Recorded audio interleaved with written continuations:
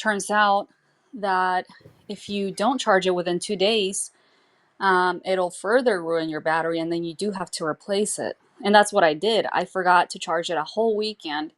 I have two different phones. The usual one I use, the older phone, and then the new one. But the new one, I lost the charger. I thought, oh, I can just buy one later. I waited the whole weekend and then realized, oh no, what did this do to the battery? So now the battery just kind of drains. Oh yeah, mine does that all the time. That's a bad thing about iPhones. It's a bad thing about phones in general. It's just like, And I uh, think they do that on purpose too, yeah, don't they? So yeah, that you can just buy another one. And I mean, it's to them, it's like, oh, it's just another 100 something. they sent that. So the update. It's the reason why I wait to the very last minute when my shit stops working before I update my phone, because the update sends those battery decreases in them to where Yeah. it'll slowly Hmm. decrease your battery over time. But all right, ladies and gentlemen, and welcome to the Nation Underground. We are live tonight. We're going to be talking. I got my cohort in crime, Gia's with me tonight. We're going to be talking about the protests, aka riots, however you want to call them. Hmm. But yeah, this is going to be something that because I have an issue with. I have an issue with all of the regurgitated content and with all of the scripted content that is online right now. Yeah. So that's the reason why we're online, and we're going to give you to you straight. We're going to give it to you fresh, unbiased, unfiltered, and unscripted. So Definitely. And I do have a lot of things to say about that actually. Both criticisms of the left and the right. I know a lot of people tend to think that I focus too much on the right, oh, I do. and that's why they Yes. think I'm a liberal, or they like accuse me of being one. And then, it's kind of funny because I'm neither left or right. And I left the Democratic Party like so long ago.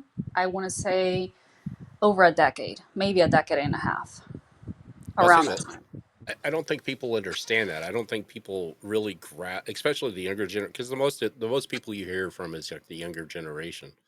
Yeah. So I think the younger generation doesn't understand that you can be in the middle, but Mhm. have the beliefs of both sides, but one Mhm. may be stronger than the other.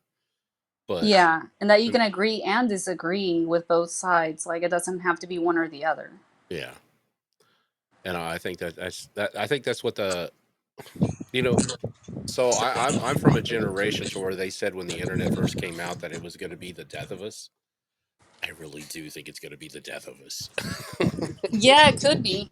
I mean, it's kind of ridiculous like at this point, what's happening, like so many people assume, your viewpoints based on not even what you write and say now, it's just what you share. Like if you share Yep. someone else's report, and I've been telling different people, like people on the left, don't, assume that I'm on the right just because I'm sharing the reports. It's you guys' fault in a way because you guys don't have enough reporters that stay out all night in Seattle and what is LA. And some of these reporters do. Now, whether they're completely on the right, I don't know. Some of them claim they're independent or centrist, etc. Some of them do get funding, from certain groups that are, considered right. But I mean, all of them at the end of the day have to have some sort of funding. I mean, you're not just going to go travel if you're not from the area. You're going to end up spending a lot of money if you're there all weekend, unless Oh, you live definitely. there.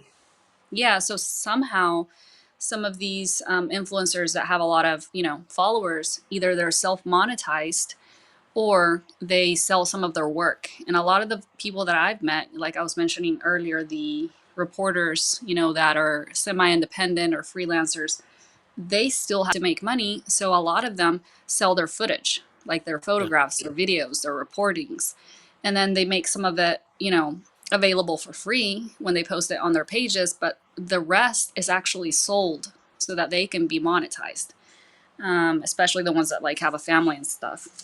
Yeah. But yeah, that's just how it works. Doesn't matter if it's the left or the right. And similarly with the ones on the left, I also share a lot of their viewpoints if I like see a point that's, that I agree with. And sometimes I don't even agree with it. It's just a good report or photo, or, they happen to grab that one good tip report, or they happen to be at the right place and snap like the perfect photo, like right now of the protests. And some people like get angry that I share that, and I tell them it's not about that. It's about sharing the news, and these people are the ones on the ground sharing the news. Yeah. Whatever opinions they share beyond that, that's their thing, and they're allowed to do that on their pages. Like, who cares? Like, I do that too. But you know, I've heard lately, because of these protests, people on the left saying, "Why don't we have enough influencers or reporters doing what the right is doing or what the center is doing?" Like, I guess in a way, I guess it's overshadowing mainstream media in their point, or it's it's they see it as like they're overtaking the news coverage on X. Oh, this right here will get you. I mean, that's just it, because these. I mean, we found out in the last few years that a lot of these protests and everything are scripted. They have scripts they send out to these Yeah. influencers. There's influencers coming out sitting there saying, "Hey, you know what? I was offered $200 to Mm-hmm. read this script." Mm-hmm. And this is a good one right here. I mean, let's see if I can share it. Do.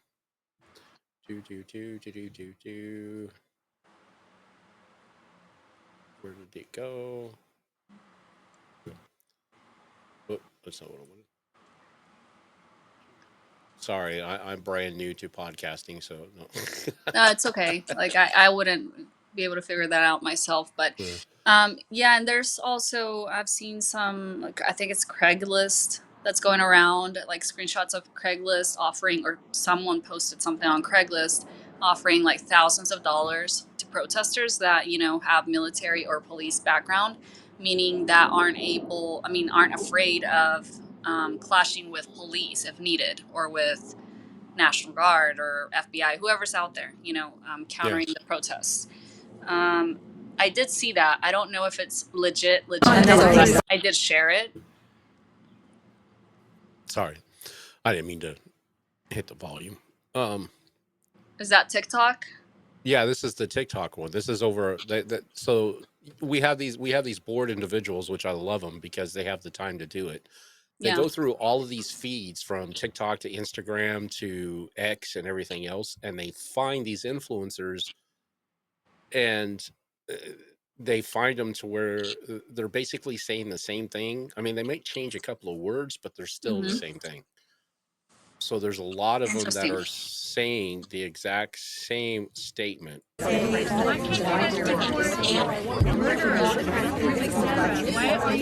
wow. Yeah. But it's just crazy. It's just like, and but the funny thing is like you've got these people, just like us. They're really not on the left or the right, but they're out for truth and justice, and they want to give people an idea that they're being gaslit. You know, Yeah. Mm-hmm. because these influencers are being paid. I mean, you have a major influencer. What is it, Harry Sison? He's funny. I love trolling his Twitter page. Um, but it, he got called out during the Kamala thing about being part of the DNC and everything else being paid by the DNC. Mm-hmm. But yeah, $200. So if you have over 1,000 influencers, this is just what this guy said. He said there's over 1,000 influencers that they found so far at $200 a pop on an average, give or take. So there's got to be some major funding people behind this. Oh, It's of either going to, course. I mean, let me give you an example. If you work on websites, and I know a lot of those jobs are disappearing to AI in a way. I have a Mhm. lot of friends that, Yeah, studied like coding, or they studied, what is it, design, web design. So they can spend hours working on something and be paid, the minimum, like 150 is the lowest, but like 100, 200 for something like that. And they spend a lot of time doing edits. It's like a lot of work. If these people, influencers, are getting paid that same amount or more just to copy or say a script on video, anyone's going to go the easy route, and say the script because No, hell yeah. after all, it pays well to them. Um, and obviously, they target people that have a lot of followers because Oh that's yeah. that's what they want. They don't. It's not about the influencer. It's about the reach they have. It's about the followers they have. That's the people they're. That's the audiences they're trying to target. It's not the influencer or the famous person. It's the people that follow that person. And the funny thing is, it's like because I came from the gaming creator space or whatever you want to call it. Um, the followers don't mean shit. I'm sorry. You can have 1 million followers, and that doesn't mean that your engagement's going to be 1 million people.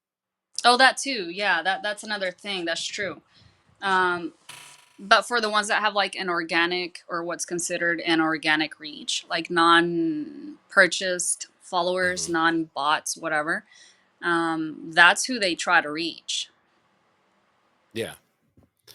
No, but I mean, because who was there was somebody that actually I think a lot of like the news reporting he had he had a bunch of lawsuits filed against him a few years ago, but he broke down all of the newscasters that were saying the exact same thing over the years, Hmm. and that's where everybody started realizing, or at least the open mind and the free thinkers started realizing that this shit's scripted.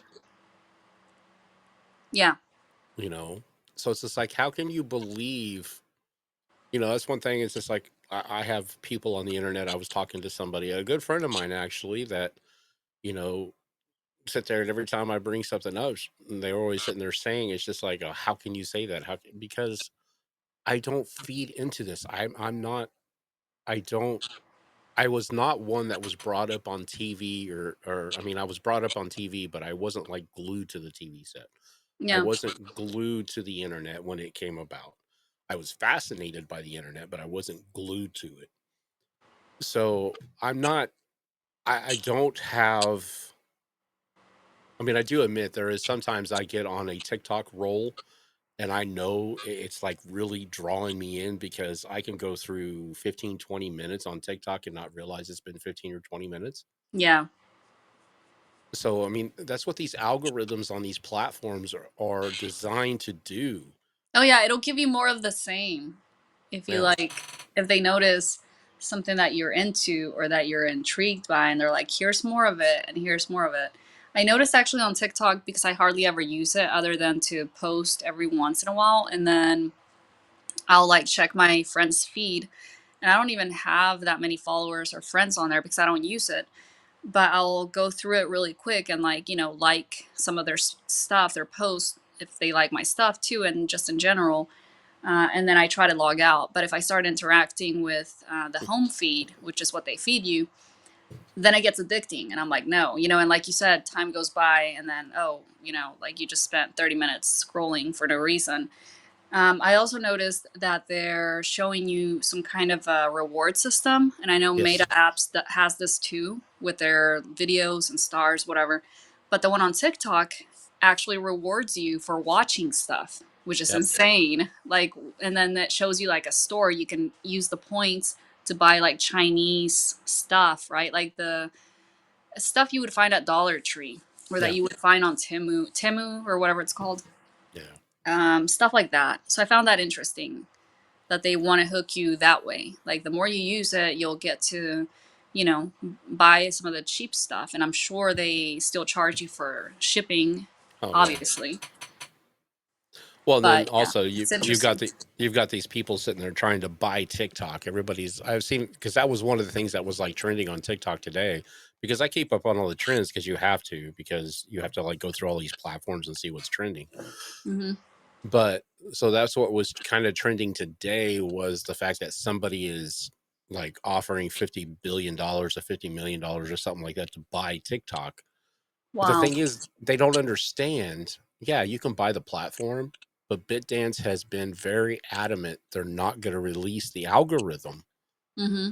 with the program. So basically, TikTok is not going to be TikTok if it is bought by somebody else. Yeah. You're not going to go viral. You're as easy as it is on TikTok, like it is now. You're not going to be able to do what these creators that we're seeing on this page here do, because that algorithm's Exactly. not going to be there to push you out. So these dark shadow, deep state, whatever you want to call it, government, entities that are controlling this Hmm. are not going to be able to utilize it. So it's going to be useless.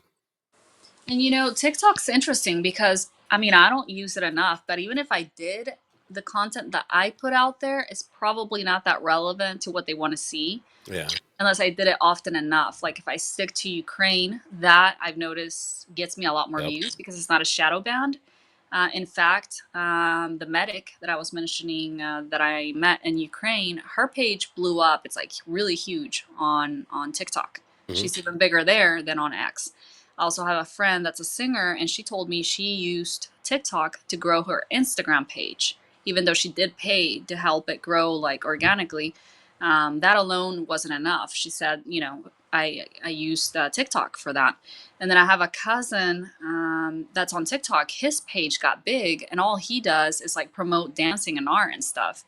Then, oh, another person that I know does comedy. He's like a family member of a friend that served in the war in Iraq and died. Mm. Um, I don't know if he's a veteran, but yeah, he's a family member. He's like really funny. The guy's like on his wheelchair, but he uses TikTok as a way to share like his, everyday funny random stuff. His page got big. So it's like everyday people, can grow their page on TikTok. Oh yeah. There was a It's kind of lady that, interesting. yeah, there was a lady that all she did was posted her daily routine with her kids, Yeah. and she got really, really, really, really popular on TikTok. Well, she started doing like little podcasts just to upload it, like we do, just kind of upload them to Spotify and iHeart and everything else. Hmm. Well, iHeart actually reached out to her and gave her a radio show Oh wow. in a studio. She goes to a studio where she's at and records her podcasts and everything and does live shows and stuff like that on Interesting. parenting. So, Hmm. so that's my dream, my hope. One of these days, iHeart or Sirius or somebody will say, "Hey, come to us," Yeah. um, but no, it's interesting how these platforms have grown, but it is the new. I mean, we're not going to get rid of it. It's here to stay until as long as the internet stays Definitely available. is. So, Yeah, it absolutely is, and it changes all the time. Like you have to kind of, like technology is always advancing or changing in a way, and you just have to like stay on top of things and oh yeah. learn whatever's new and new tricks, everything like that. Like I was so used to using the voice recorder notes, whatever you want to call it, on X, and then they Mm, took it away, and I'm thinking, oh no, now what am I gonna do? Like I used to use those all the time because it's easy. I don't have to like worry about taking video or the angle of stuff and just kind of record it on the go. And I mm, used it a lot in Ukraine because you can record audio. Like here's an air raid happening live or whatever, and I would share that. But then they took it away, and I know they have the live but it's really grainy, so I don't use it. Spaces, mm. I can't really use that because I don't use it and I don't engage with a lot of people. And you really have to have a lot more followers that are engaged, like you said, in order to even do those. Yeah. So I'll join other people's spaces, but I don't like bother with doing one myself. We'll say, and it's just like, you were mentioning something earlier. I seen you post, a couple days ago about stop flying the Mexican flag if you're trying to protest what's going on in America.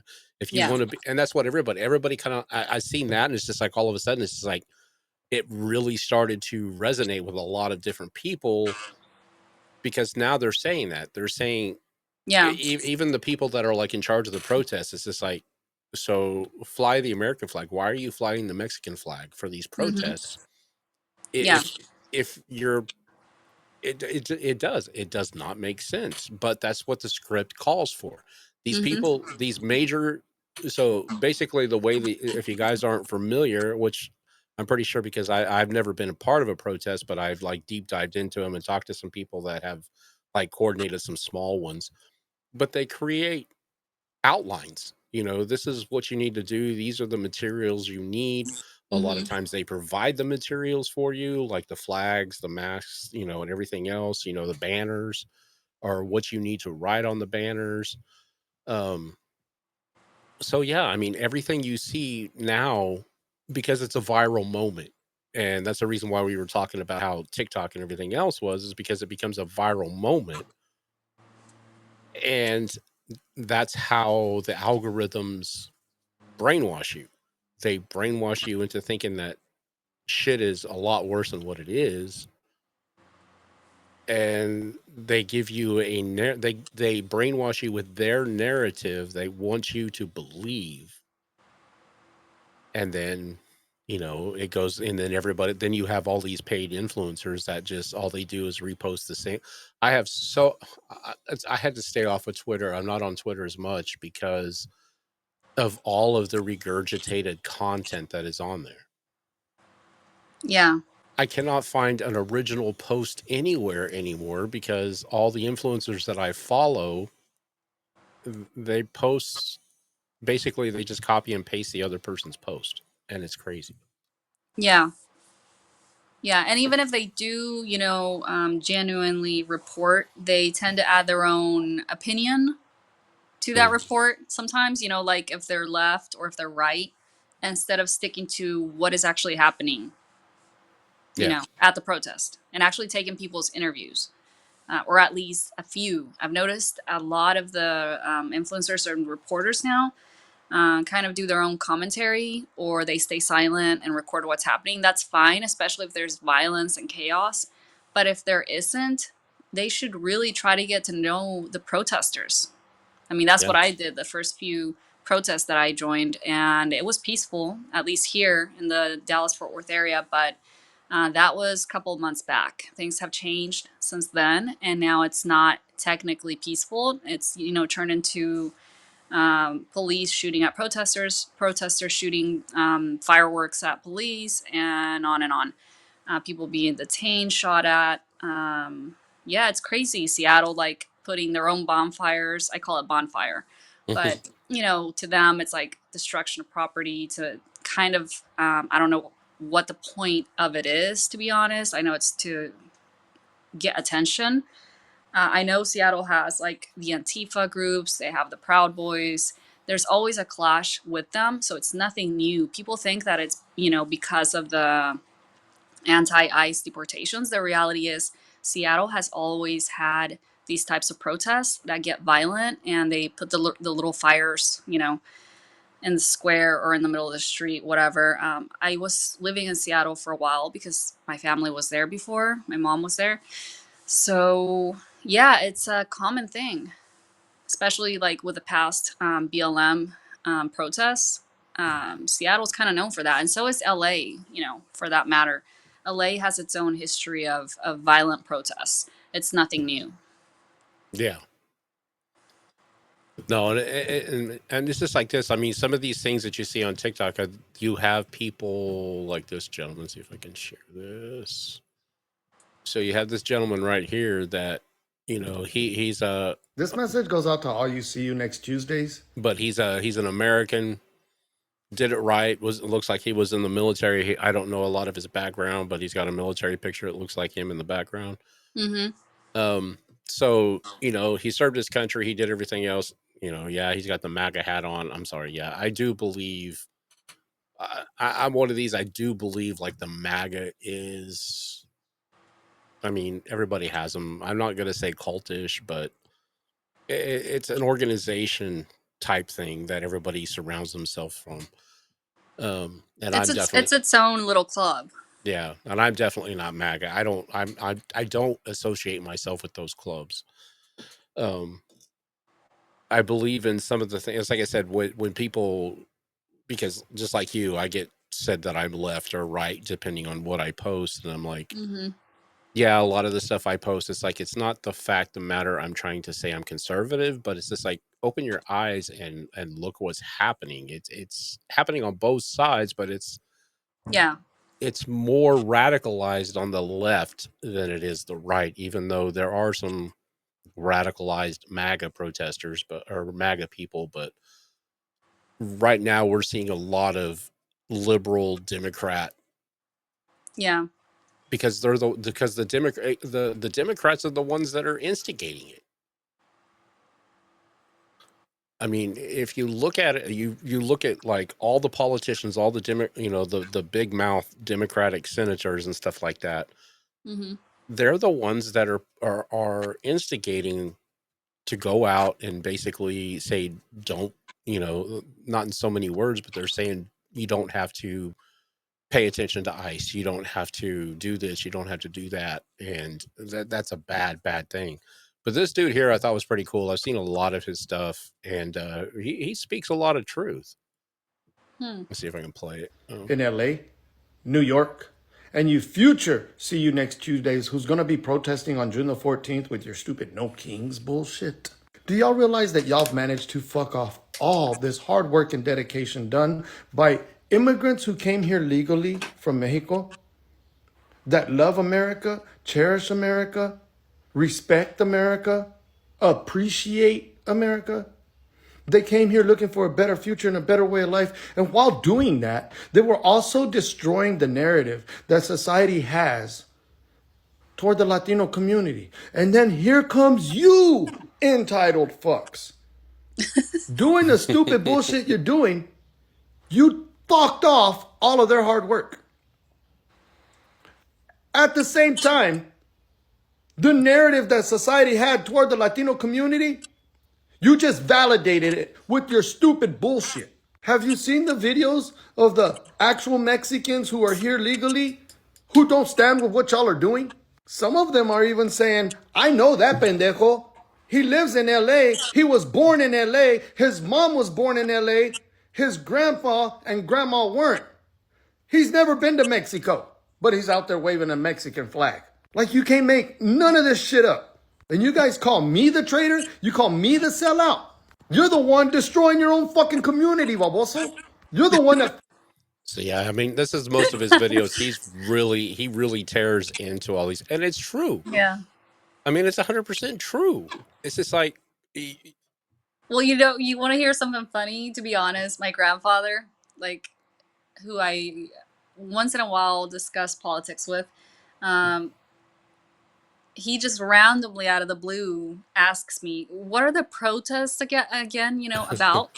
And then I'm like looking at him like, I thought you were watching the news, at least on your phone, right? And then he's like, no, what are they trying to do? And so I'm like explaining it to him, and he's a citizen.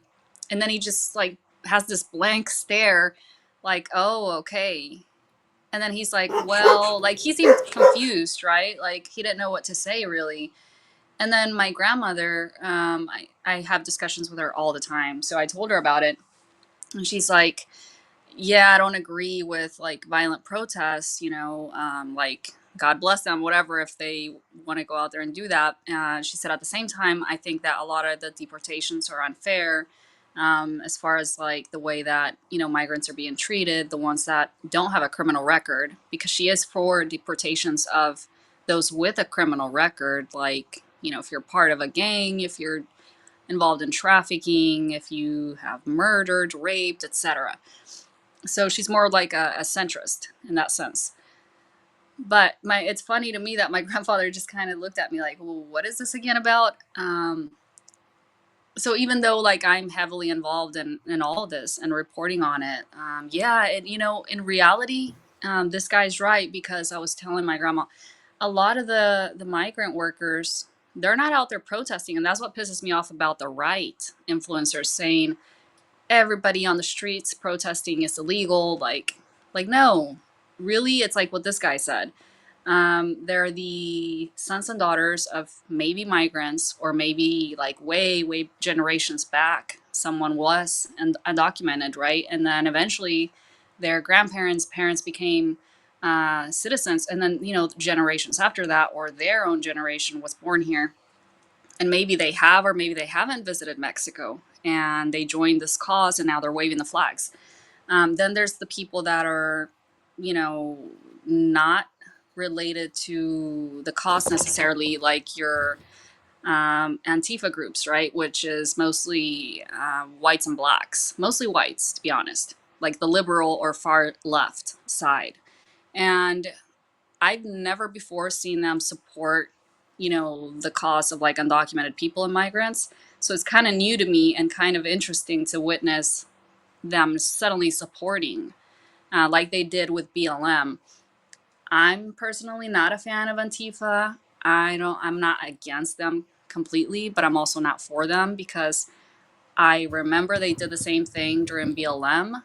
So BLM went from seeking justice for African Americans that are mistreated and police brutality. It went from that to like riots and burning down buildings and businesses, even burning down like I think the businesses of African Americans.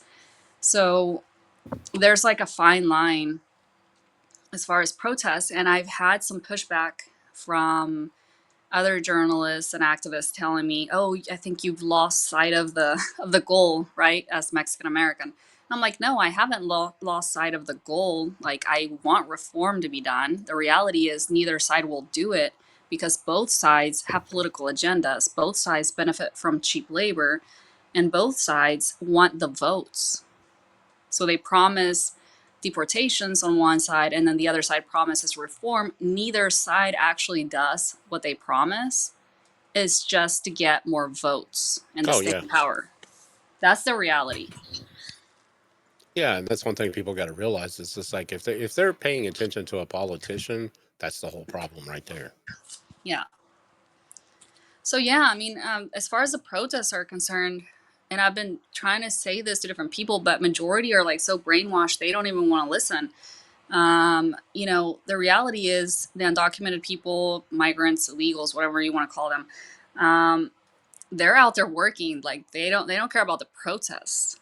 This is like probably legal residents and citizens, the majority of the time citizens now, that are out there protesting. Yeah. Oh no, these people don't care, and that's one thing is, it's like they think they're part of a group, and these people that are being, I mean, granted, they might not know because it's kind of like a pyramid scheme. You have the organization that's actually paying for it. They go out and they pay people to promote it and grab more followers. So it's basically like an ultimate pyramid scheme. So when you get down to the point to where these promoters are out trying to catch people, the ones you're seeing in the street and everything else with, Mm-hmm. like there's been rumors of people getting like, there's actually somebody just got they doxed the dude that they said that was a part of something to where he was issuing masks and Oh, that guy. Yeah. banners. Yeah. Yeah, I saw So that. that would be what I classify as a promoter that's underneath the major organization that's funding it. So you have the Yeah. promoter Mm-hmm. that's going out and grabbing all of these individuals, not telling them what they're actually doing. They're just saying, "Hey, you want to make $50?" You know, Mm-hmm. where this promoter's probably making, $1,000 to $100,000, depending, what the deal is. But so they're paying these $50. Okay, go out and get your friends. So those friends aren't getting paid shit, and so that's how these protests are created, and they're all fake. Just like you said, it's all to promote the violence and everything, or not the violence, but to promote the narrative. And right now, the narrative is they don't want Trump. That's just it. They're all anti-Trumpers. And the fact of the matter is, it's like because immigration is not new. What we're seeing today is not new. Yeah, it's been ongoing for decades now. I It's mean, different administrations come and go. Democrats are in charge sometimes, sometimes Republicans. They have slightly different tactics, but they all do deportations. Every single administration has done this. yeah, because I mean, I can remember back in the day because back in the 90s, I ran a Holiday Inn Express. I was a manager, and most of our housekeeping crew was, Hispanic. Can't ask them if you're legal or not. They just file the I-9s, and as long as they show proof of identity, that's all you care. We can't ask them if it's fake or real or whatever. Um, because that's a federal law. You can't ask anybody if they're legally here, So, um, so we used to have, so before it was ICE, it used to be called INS. What was the something nationalization and immigration and nationalization service, INS. Yeah. So that's what it used to be called before ICE took over. See, and that's what a lot of people don't understand is when I put this out on X and stuff like that, is it's like, you do realize it used to be called, this has been around forever. Yeah. Um, and I sit there and go, back in my day, it used to be called INS. You would sit there, we were in a small rural community, and they would come through every 3 to 6 months, depending, because we had a slaughter plant in our area, and it housed a lot of illegals because that slaughter plant would literally go to Mexico and bring them across to work for low wages, Hmm. slave labor, basically, if you want to think Yeah. about it. Oh yeah, some of them get paid like $5, Yeah, $6, like well below your typical state considered. I think it's $15 in California, like the minimum yeah, wage. A lot of them get paid like not even half that. yeah. That's the reality. So they would come through, like I said, I remember, because like I said, every 3 to 6 months they would come through, and they would know they were coming because they wouldn't show up the day they were in town. So they Hmm. knew they were coming. You would see they used to be green and black. The olive drab green, about the color of this dude's shirt is what the color of the buses were, mainly black though, but with this green highlight. Hmm. And it would say Immigration and Naturalization Services with the big U.S. Department of Justice seal on it. Yeah. And those buses, they would be 2 to 3 buses would roll in. They would go through these slaughter plants. We had 2 of them. They'd go through these slaughter plants, spend about 4 or 5 hours, check everybody's papers. The ones that didn't have papers, they got put on the bus.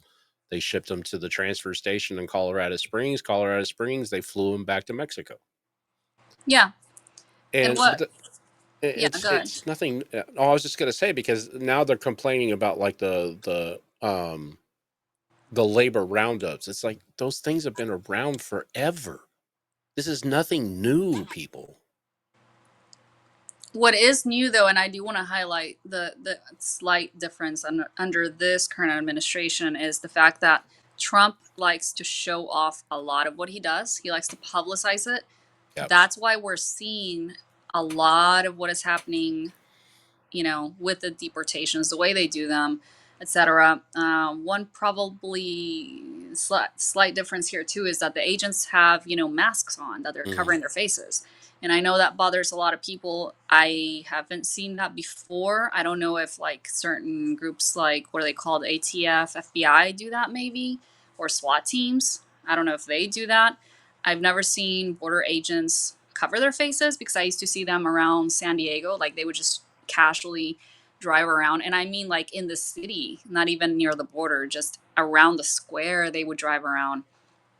They would go and get their coffee at Starbucks and drive around and kind of like stare at you, but they wouldn't say anything.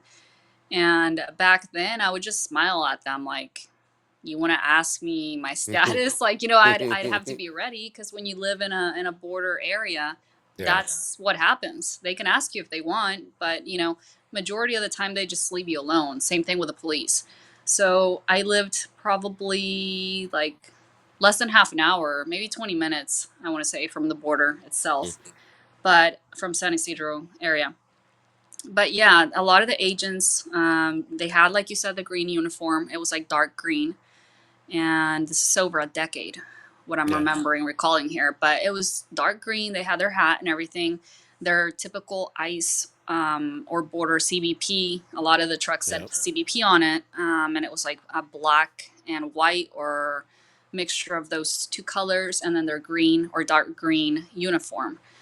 Without a mask, because obviously, a lot has happened since then. We had a pandemic, masks were pushed on everybody, and now they're kind of the norm for protests and I guess for agents too. I've seen the argument that agents use the masks to cover their face for privacy, for security, in case of like retaliation from like cartel related or non cartel related, just in general for their own privacy. I don't know if that's true unless they're volunteers, because that's, it's just their job to do that if that's what they train to do. Same thing with police, but that's just what I've been seeing, as the possible explanation for that. I know they're using the excuse now because there was a lot of like high profile senators and stuff like that that were doxing a lot of the ICE agents, like Oh, that giving, too. I forgot that part. Yeah, that's yeah, true. like giving out their home address and their family's names. And so that's why a lot of these guys, but So we have a lot of, and it's kind of stupid. I was going to say uneducated, stupid people to thank for these agents just going out and, detaining people or like snatching people up with a mask on. yeah. Now Interesting. don't get me wrong. Now, yes, the mask situation is kind of when it comes to this kind of thing because now you have people because we ran through this, what was it, during I think it was during the election time last year. We had people going door to door posing as FBI Yeah. because they were posting things online. Now, I don't think they were actually FBI, or where I live is OSBI and stuff like that, but the local federal agencies, Hmm. they would only show like identification one time, but it was like real quick, kind of like you see on the movies where when the fake FBI or whatever flaps Yeah. something. Because you can And buy this stuff at oh, stores. You can buy it fuck over yeah. Amazon. Hell, you can print it if you have Any a forms. Oh 3D. yeah, you can 3D print it too. Yeah. Yeah, forgot So about that. yeah, you can 3D print a badge and fucking have it painted gold and everything else or whatever. Hmm. But so I'm kind of mixed feelings with that because since I do know that some of these senators and these House representatives and these Congress people are doxing our ICE agents, but the fact of the matter is, it's just like, yeah, I can see both sides. It is kind of weird because you don't know who's actually arresting because you have people in plain clothes coming up and saying I'm with immigration or HSS and saying that Yeah. we have a detainer for you and not showing any paperwork. Yeah, that kind of irritates me because there is a lot of people, a lot of I guess you can call them militia groups that might Yeah, be the doing militia this. groups, and then there's the. Do you remember Minutemen? Uh-huh. So there's groups like that beyond like your typical militia groups, and then there's like concerned citizens or like citizens watch groups that Hmm. do this kind of stuff too. I'm not saying that they're involved in that, but like it could be anyone really. It could also Yeah. be random people, like an actual gang that just, wants to Oh round up yeah. people and I don't know, sell them for human trafficking. I mean, organ harvesting is a big thing after all. So is sex trafficking. I mean, I used to be an advocate against that. So it's like my past experience beyond the whole journalism thing. I don't talk about that enough, but it does exist. And Yeah. immigration is part of that. Like the cartels do it. And that's another thing too. Is it's like, are these the cartel members that are coming in posing as FBI's or ICE and finding these people that owe them money for coming across here? Because there was a deal, that was one of the things that sit there and said, they paid, they charged these people the coyotes were charging these people $10,000. You had to Hmm. pay 5,000 up front. And then the other 5,000 was due within so many months after you've been here, or they were going to go after your family. Yeah, or they'll just kill you. Yeah. So this could be, I mean, that could be, a lot of those people that are coming up saying, hey, you know what? We're with ICE, but literally you owe us money. So you're coming back with us. Yeah, we don't know really what's going on. And I think that's the mystery of like all these so-called agents and wearing the masks. And then beyond that, there's a lot of people that I don't know if they're really experts or not, but they kind of dissect the videos. Like, why are they acting this way? Why are they holding Mhm. the gun this way? Like, an actual agent wouldn't do that, right? Because they don't look like professional enough. But then again, you think about that's a good, that, I believe I lead to that too. But then there's the thing too, it's entertainment.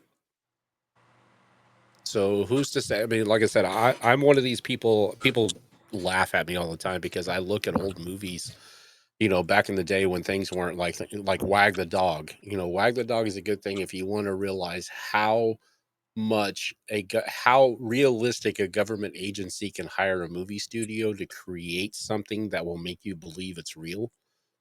Watch the movie with Wag the Dog. It's got Dustin Hoffman and I'm I gonna have can't to remember. write that one down. Yeah, I mean, yeah, like a false flag type yeah, situation.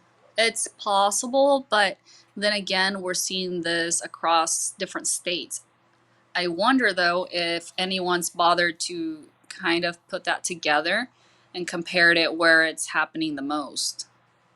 Like what states and areas it's happening, yeah, in the most. I know that there's maps that show you like little dots where the deportations are happening or where the protests are happening, but it's not too accurate. It's just like a little glimpse. yeah. And that's just it too. Is it's like we don't know. In reality, we don't know exactly what's going on because we are unless you're there live. And that's what I tell a lot of people. It's just like a lot of people come up. It's like, well, what about, when I comment on something, they're always in there saying, well, what about January 6th? Or what about this? Or what about all the people? It's like, were you there?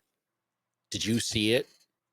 If you were a live individual that saw this happening, come talk to me. We'll have a discussion, you know, Hmm. because the only thing that I can't believe what is online or what is on TV or what is being posted in video clips because it's edited down to create a shock value, Yeah. so you cannot. And that's one thing that's why I'm saying I'm not plugged in. I used to be. When I first started doing these talk shows and these political things and everything else, I was really plugged in. I'm not going to lie. I was really believing one side, and it's just like, oh, this is. But then I got to really, meeting you and a bunch of other people. I kind of unplugged myself, and it's better. I mean, people don't need to be plugged in. It creates a lot of confusion, anger, frustration, because you're fed different ideas and views Yep. simultaneously. And then there's people that think, oh, it's easier if I only follow one viewpoint, like only left or Yeah. only right, only blue or only red. Well, if you're doing that, you're also shutting out other points of view, and your mind is just kept in a single box and one way Yep. of thinking and seeing things, which is fine for some people. Some people are happy, that way. Um, but you also have to see like a different perspective to understand what's going on. Yeah. That's what I get. I've had a few people that's run through that I've done podcasts with and stuff like that have, you know, are plugged into one side, instead of being able to. They say they do, but when Yeah. you try to explain this is another avenue, it's hard for them to grasp that there's another avenue because they've been plugged in so I have family and friends like that. Like I'll send them stuff about the protest and then my long. friend just replied with, "I'm sorry, like LOL, I don't know what that is." And she voted for Trump, of course, and she's Italian Mexican. I'm like, "Are you kidding me? You don't know what is happening this weekend." So I had to tell her what's happening. And then they just totally changed the topic because it's a group chat with Mhm. friends, girlfriends, and I'm thinking, okay, that's cool. When do you guys want to get together? Like, because it's really like they don't. It's not that they don't care. It's just that, yeah, like you said, they stick to one like way of thinking, and who cares about the rest? So I do have friends that tell me I don't mind people protesting, and they know that I cover protests anyway. So they'll tell me I don't mind that this happens or that they do this as long as I get to work or wherever they're going on time. Like if they're not like you know prevented from doing that, um, then it's fine. Now my daughter, she moved to California earlier this year. I Oh, don't know if I mentioned that. yeah, Um, yeah, I forgot about that. Yeah. yeah, her and her boyfriend moved out there. So then I told them it's gonna get bad. As soon as I noticed a lot of the protests in LA, Yeah. and I told her you might want to cancel your concert tickets because they had concert tickets for this weekend. And she didn't Oh, believe me. Then she said, "Oh, my friends are not going anymore, so I have to sell the ticket." And I told her that's probably a good idea because if you're going to be near that area, there's a good chance you're going to get like detained, shot at. You just don't know. Yeah. And she's great with photography. So like she sent me some stuff that she's come across. She came across the National Guard, for example, even at her job site because she's working part time and studying part time. She actually served coffee to four National Guard members of the National Guard, and she just had this comment like, "Oh, they're tall and scary," you know. Um, but that was it.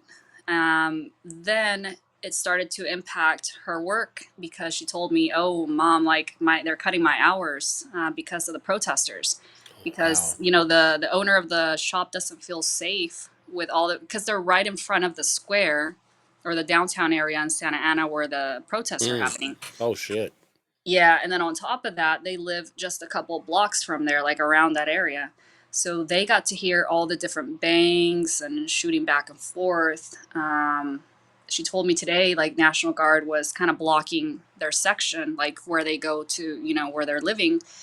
And she's like, but they were nice, you know, they let us pass through and stuff. And I'm like, okay, as long as, you know, there's no issues. But I think she's starting to understand, you know, both sides. She's gotten to see the protests even earlier on in the year when they started, compared to now, and she's starting to realize, you know, it's getting violent, and she's not joining. And I mean, she was born here. Obviously, I was born in Mexico, and I'm naturalized Mexican American. But in her mindset, she's American because she was born here. She's also at the same time trying to learn about like Mexico and this and that. But the reality is she doesn't speak Spanish. Like I actually didn't teach them Spanish, which might have been a mistake. You know, like looking back. You know, there's benefits to being bilingual, but a lot of the school systems, I remember, wanted them to focus on English um, for a reason. You know, because they want to make sure that you graduate knowing the language here.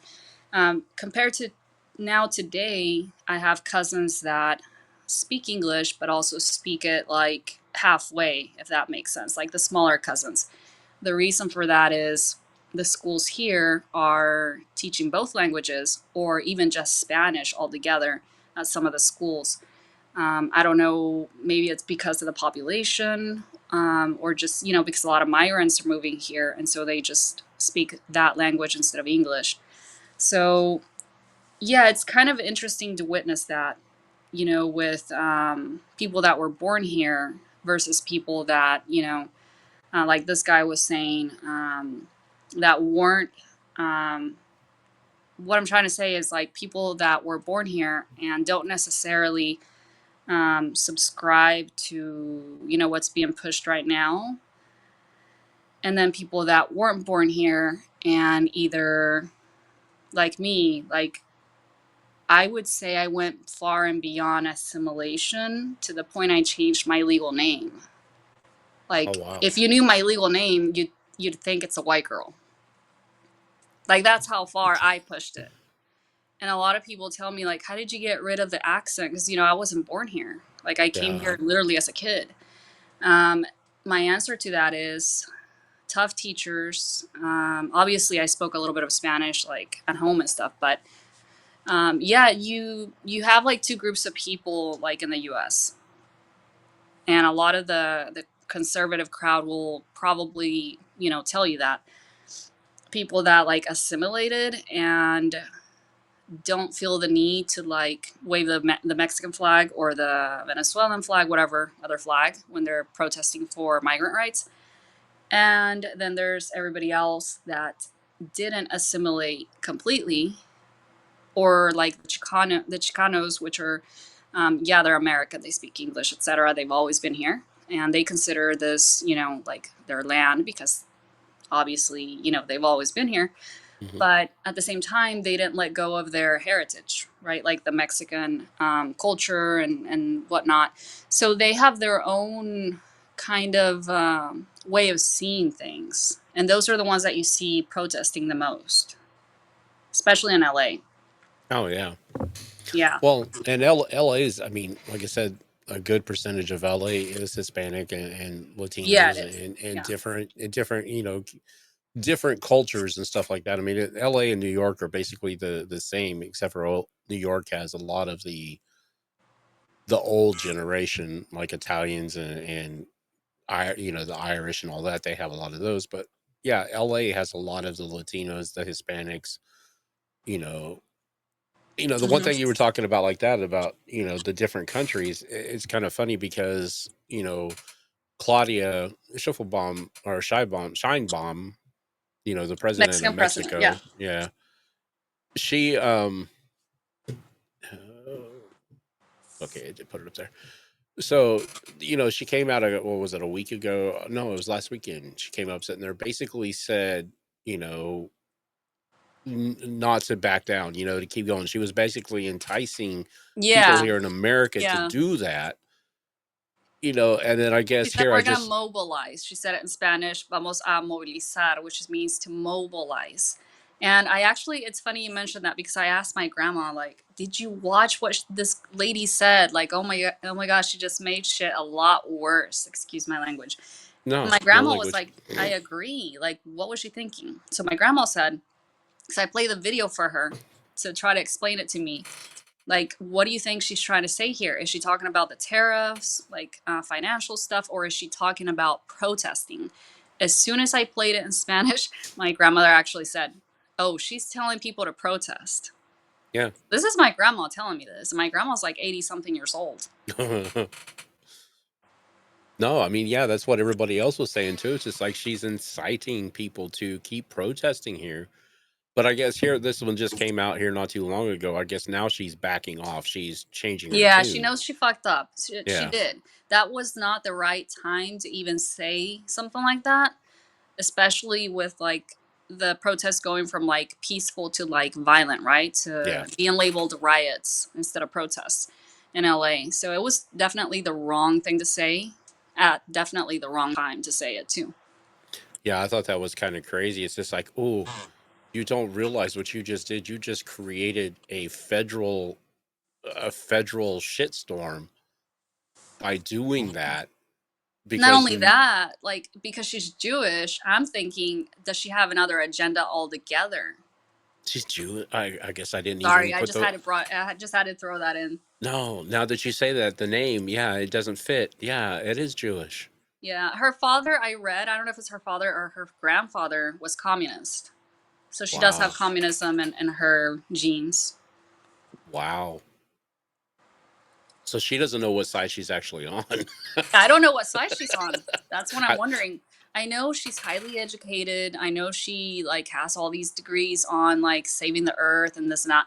But she's kind of in a way a two-faced politician because she's also supporting even before she was elected, she supported some kind of a program where the forests and all these protected areas in Mexico are going to be destroyed by like this fast train, like a bullet speed mm, train, and some kind of Vegas style that they're trying to build, like a what is it called, like a resort. Kind of promoting the Aztecs, like the ancient part of Mexico. Uh, obviously, the goal is to get more tourism, more money, and everything. But if she really cared about, the planet and like everything that she once stood for, obviously she wouldn't, be okay with that. But at the end of the day, she's a politician. It means more money and her being elected, so she okayed it. that's crazy. So there's a lot of people in Mexico that are against her. And I actually am connected to a lot of different journalists there. Some of them are kind of in the middle, some support her, but then there's a good majority I'm starting to see now that are speaking out against her. Now, wasn't she the one? She wasn't part of the election to where like people were like disappearing and dying, was she? I want to say she was a senator back then. I don't have Yeah, that's right. her whole bio memorized. I wrote about her though, and I have an article on X. I don't know if I wrote it in English or Spanish, but I criticized her over water issues in Mexico because she didn't have a good backup plan. There's water that's running out in Mexico City, a lot of parts of Mexico City. Mm. And yes, a lot of people moving there, like these remote workers. I mean, I criticize them, but I'm a remote worker in a way, when I travel. Mhm. But I am not like taking advantage of, like, let's say certain areas that I want to live in, like Mexico City or any other country. Like I do it because it's part of the job, not because I want to save money and live there, Yeah. paradise, so to speak. Because then it affects everybody else that lives there. Like it makes prices go up. And there's a lot of complaints right now in Mexico City about Americans and even other countries like Europeans moving there, and their prices are going up. They're running out of water. Like the city's sinking. It's actually sinking because of the way it's built on top of like the lakes and stuff. So there's a lot going on with her policies, not just on the cartel side and on the border issues, but even her own policies that she ran on, like supporting indigenous people. And then I think it was a couple months ago, a lot of the indigenous community were pretty much ran out of their own areas where they live because of the cartel violence. Mm. So really, I don't know. She's a mystery, and at the same time I feel like she may have an agenda. I don't know. Yeah, because I know one of the things they were saying about when she started telling everybody to continue the protesting, they're like, you don't realize how bad you just fucked up, because now Trump, if he really wanted to, he could make you an enemy of the United States, Mm-hmm. and that would literally shut the entire immigration problem down, because then everybody, I mean, he would have governmental approval to go after everybody, Yeah. kind of like we did back during World War II. He would be able to legitimately install the Insurrection Act of 1879 or 1789 and say, you are an enemy of the state. And now we have legal grounds to, he had that opportunity, but he didn't take it. Yeah, she pretty much made it a lot worse than it Yeah. needed to be. Like she almost like put, gasoline on the fire, whatever example I, you I want to want, use, but it's I pretty much wonder, what happened with what she said. I wonder if Trump called her and said, do you really want me to do this? I do wonder though, I don't know that many people are aware that she is kind of friendly with Putin. Hmm. There's a history there, and I'm aware that Mexico has a history of being friendly and not non-friendly, friendly, or like in the center of the issues with the Soviet Union. Like even you can Google all this stuff, but Yeah. there's a history and sort of a friendship with Russia. And she was criticized a lot. I criticized her a lot for not taking the invitation from Zelensky to visit Ukraine. And instead, she invites Putin to her own inauguration. So she Hmm. was called out for that. And of Yeah, I course, remember that. there's a lot of people don't know, but RT News is big in Mexico City. It's Oh, not really? banned. Hmm. So there's a lot of people in Mexico that get like that, Russian propaganda. And then a lot of people end up turning pro Russia as a result. Isn't that interesting? Wow. Yeah, very.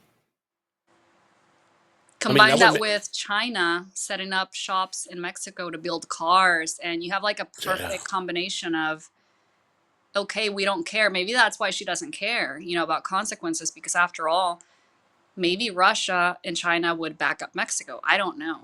And I honestly mentioned this, I think it was like a year, 2 years ago. Like, I don't want to see what's happening in Ukraine and Russia happening between Mexico and the US. I actually made that comment to different journalists. Like, this could happen, because of the border tensions and the cartels and everything. And now here we are. It's almost like, yeah, it just happened. Well, like I said, well, that's the whole thing too. Is just like, because it's what I tell people, is it's like when you see a mass event like what's going on right now, it's a distraction. It's a distraction from what is actually going on in the world. And it's kind of funny because this all happened, and then the same weekend that this is all taking place, Iran, sits there and throws out this comment, sitting there saying, basically nuclear war is imminent. Yeah. Yeah, that's like the just it. alerts went out, right, for the family Yeah, members of military members abroad to leave in the Middle East. yeah. And the thing is, the reason why it's like, oh, nobody cares. It's like you should care because we haven't been able to inspect Iran in 7, 8 years. So we have no idea what their nuclear capability is because we left that we left that during Trump's first administration. We left the Iran Yeah. nuclear deal because it wasn't right. So there was a lot of things in there because I read it and I understand what people were talking about. There was a lot of things in that Iran nuclear deal that was not right. So we left that deal in hopes to negotiate a new one, but then the pandemic happened and all this crap happened. So basically, the 2 years that they were trying to negotiate this went down the drain. But no, that's what I'm saying. It's just like when you see a mass event like what's going on. I mean, if you even look back at the other ones, like the other protests, like the Israeli and Gaza protests, and everything else, there was always there was always another event that was going on behind the scenes. Or that was about to happen. Yeah. I don't know if you realized that a lot of the support for Ukraine was kind of put on pause, and now we're finally learning why. Like a lot of those missile defense systems that were supposed to go to Ukraine is going to the Middle East to defend against Iran in Oh, case Israel strikes and whatnot. So yes. there was a purpose for that, and it took them, I don't know, a couple of months, and we were wondering why, like why the setback. Yeah. But now it's made clear. And that's just it, and that's one thing, one thing with Trump, you can love him or like him, whatever, it doesn't matter to me what you feel about him. There's some things I totally disagree with him on, and there's some things it's like, yeah, okay, I could see it working. But he's not, I do believe in one thing that he said in his first administration is that he is not going to give our military presence to the media like every other president has.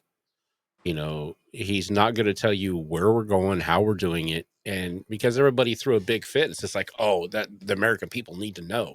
Yeah. I don't want to know. I'm an American person. I don't want to know what's going on. I just want to know that it's going to be taken care of. That's all I care about. Yeah. I don't I'm care if, actually in agreement with that, which is strange because if you give too much information, the other side uses that, or the yeah. enemy side uses that. But And then, so that's why not everything should be made public, in other yeah. words, when it comes to that. And then, of course, there's the criticism of that signal chat that I don't know who was behind that, Pete Hegseth or Yeah. whoever. But that's a whole other topic. Regarding Iran, you said that we haven't inspected, like, their nuclear capabilities and whatnot. Yeah. But I know what their missile capability is because I've seen those fucking missiles fly above our heads in Ukraine. Let's see what we were. Let's see when. Let me see if I can figure it out. I know it's been quite a while. When was the last time Iran was inspected Yeah. for nukes? Oh And no, that's those, just it. I think they were like. I think they were like when we cut the deal. I think they were like at 65 or 70% nuclear, yeah, and that's been 6, 7 years, almost 8 years ago. Because probably. Wasn't that under Obama or something? Or well, after he Trump. left? Yeah, Trump backed out like within. I think Obama was making a deal, then he lost, and then Trump came in and totally continued what Obama was trying to do, Yeah. but he just totally pulled the deal completely. Mm. Because they said that it wasn't. There was a lot of things in there because the ICBMs were not a part of that agreement. There was a lot of things with that agreement that was not kosher. Basically, was not a protection for the United States. And let's see, the most recent inspection new part of the international. Oh, so I guess we were able to go in there on the 25th of May. Mm-hmm. But I think they're not giving the exact, they're not doing the full inspections like they're supposed to. Yeah. So there's a lot of things we don't know. Well, I can say this much, not just the missiles, because I don't know if they ran out of missiles or what, but they had like limited missiles. And that's why China started helping, with the building of these missiles for Russia. But they're Shahed drones. Those are the huge drones, like the size of a car, almost the height of some of the houses there in Ukraine that you see. Mm, mm. Those fly. Those are Iranian drones. They fly above the houses, like really low, and it sounds almost like a lawnmower. I've heard those, and I've recorded them before. It sounds like a lawnmower, and when they finally hit, I mean, it causes destruction and explosion. People die in their sleep. They burn alive in their sleep. Like, it's insane. That's the capacity that, Iran has. So can they strike the US? Maybe, if they have missiles left that, can reach that far. But here's the reality. All they have to do is ship them to Venezuela, and then Venezuela can like try to launch them here. And I keep Yep. saying this, and I sound like a broken record already, repeating this over and over. I don't know why people are so comfortable like saying, "Oh, we can tame Putin and be friends with him." It's just like the Ukrainian soldier, on the interview on your podcast that said, the senators and Congress shouldn't really trust Putin and see Oh him yeah. as an equal, because he's not. Yeah.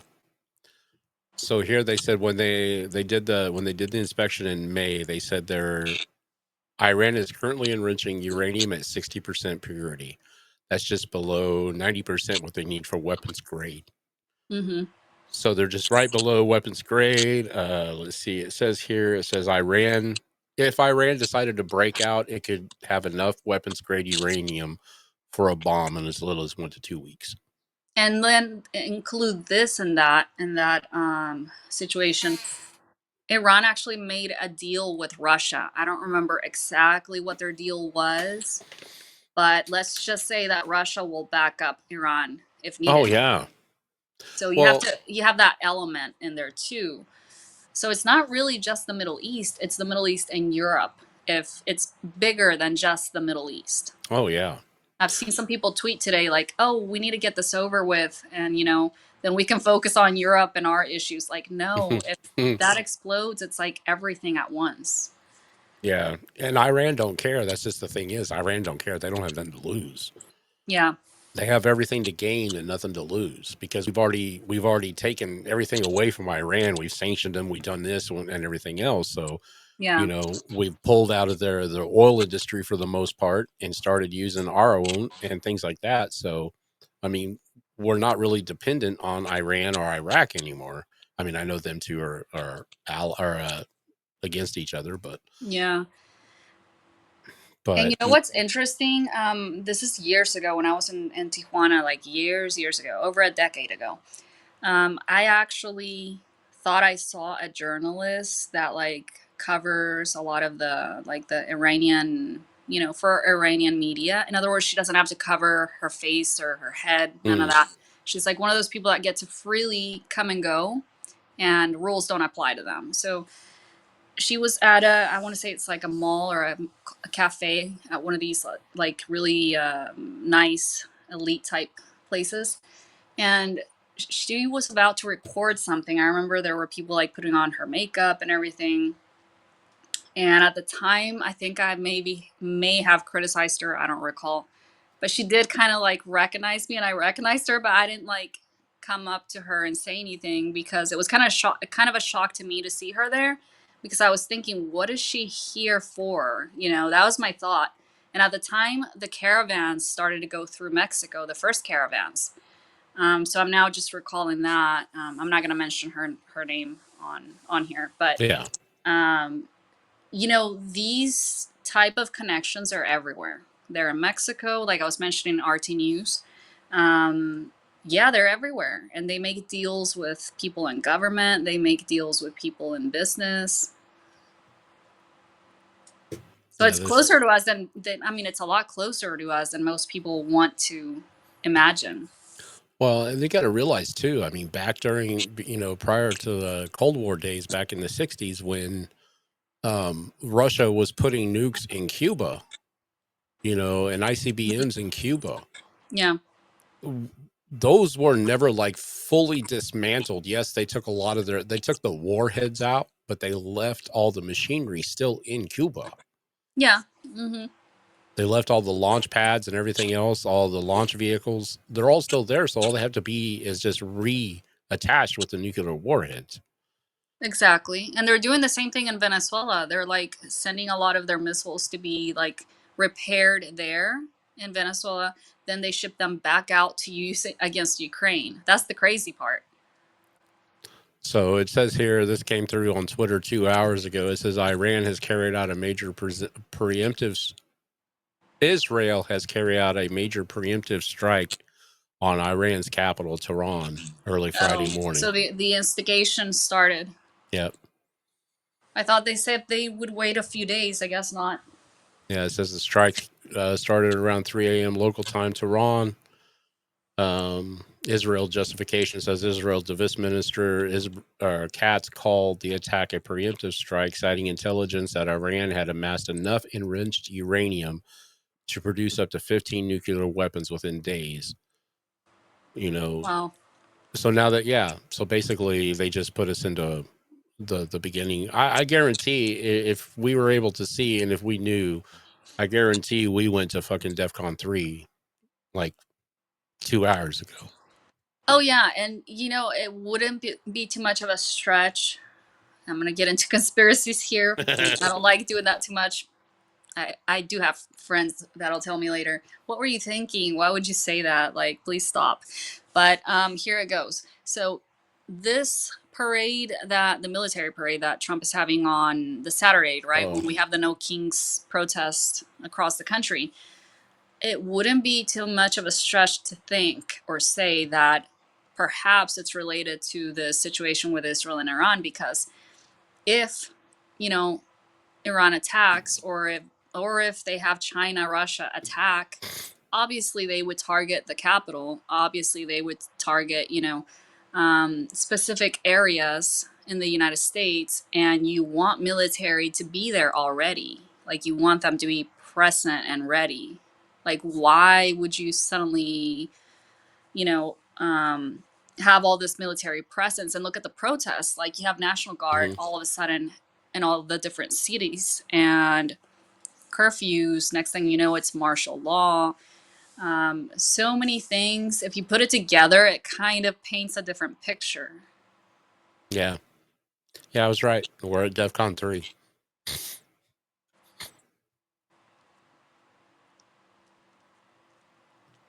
So interesting. So I mean, yeah, it's kind of insane the way that things are rapidly kind of escalating every single hour, like by the hour. Yeah, I mean, we've gone to DEFCON 3 quite a bit. I mean, anytime there's any type of a threat, I mean, this is like when the whole Ukraine war kicked off with Russia, we went to DEFCON 3. I mean, that's a normal, but to go from, let's see how many times we've been at DEFCON 3. I know it's one of those things. It's not really a lot to worry about, but with the idea that we, especially now with Israel striking Tehran, yeah, that's probably not a good thing. Well, like I've said before, if you don't have any iodine pills, you might want to order them from Amazon. At least your 1 week, supply. Don't count on the government to have that for you, even though they do. Like, the level of disorganized, government we have right now and chaos, you shouldn't count on them at all. I take that back. You should have your supplies, at home. And I've said this to different friends. Do you have enough water? Do you have cash? Do you have supplies, medicine? Like, you might want to have that. Dry, canned food, whatever you can, kind of save up, even for a few days. Ideally a week or longer, you should have that. Travel documents, you never know. Take that back. We've only been at DEFCON 3 4 times. The Cuban Missile Crisis in 62, Yom Kippur in 73, Operational Paul Bunyan in 76, and the current one was September 11th. Interesting. So the fact of the matter that we're sitting at an estimated, This is just estimated because we don't get real notifications. This is just Yeah, I was gonna say, don't we normally get alert systems or something we yeah. do for stuff like that? But I know we've been at DEF CON 2 for quite a while. I can almost guarantee that. But because Yeah. the only time we're at DEF CON 1 is when it's total peace.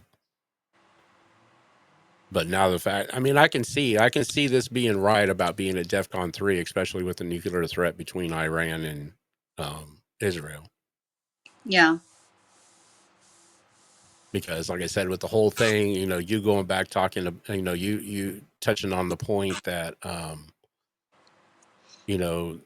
Claudia and Putin and everything else, the whole thing. Because if you noticed, it's just like I've noticed a lot of my Twitter feed has been about the protests, but I Hmm. haven't seen a lot about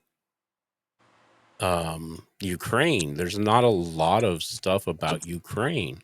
Yeah, it's disappearing, right? I So almost have to visit my friends and colleagues, their reporters. I have to go straight to their pages to even see what's going on day to day. yeah, I actually contact Long T. It's just like, you okay? Everything good there? Is it, Hmm. Yeah, I mean, the attacks did increase for a couple of days straight. I think it was 4 days straight, and then it kind of died down a little bit right before these protests erupted. I noticed. I mean, they're still happening daily in certain areas, yeah. like Kharkiv, the usual areas near the front, like Kharkiv region, Kherson. That's always it's ongoing regardless. But yeah, Yeah. it's dying out in the news because all these protests are like, on top.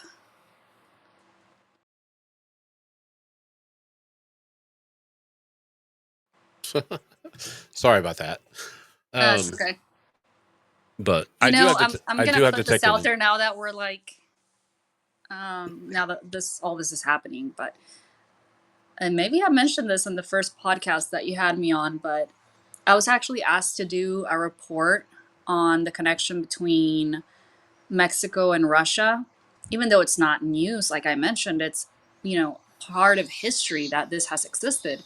But I accidentally got asked to do that. I would say accidentally because a lot of the interviews that I've done with soldiers, that volunteer from one country to another, especially Mexico and the US, or fallen soldiers, kind of led to that.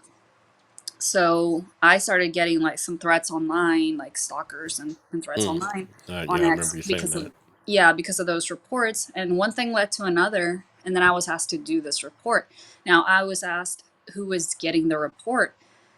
I wasn't told. All I was told is that it would go to people that work with government in both countries, Ukraine and the United States. In other words, the US was interested in this report. And around the Hmm. same time that I made that report, an actual journalist on the ground in DC, that's Mexican and like well respected journalist, made the exact same similar report, and kind of released it. Whatever information could be made public was made public about that. And it included the same thing I just told you, the media, and the fact that a lot of politicians are close to politicians back in Russia. Oh wow, Yeah. interesting. Yeah. So it was kind of a criticism of the administration in Mexico because this current president, Claudia, is part of the Morena party. The Morena party is the same party that was in charge with the past president, Andres Manuel. Yeah. Okay. So people call her a puppet, the people that Yep. are against her in Mexico, because they say that it's really him that's in charge and she's just kind of the face of it, if that makes sense. Yep. That does make sense. Hold that thought. I'll be right back. We're gonna take a real quick break, and I'll be right back. Okay. Okay.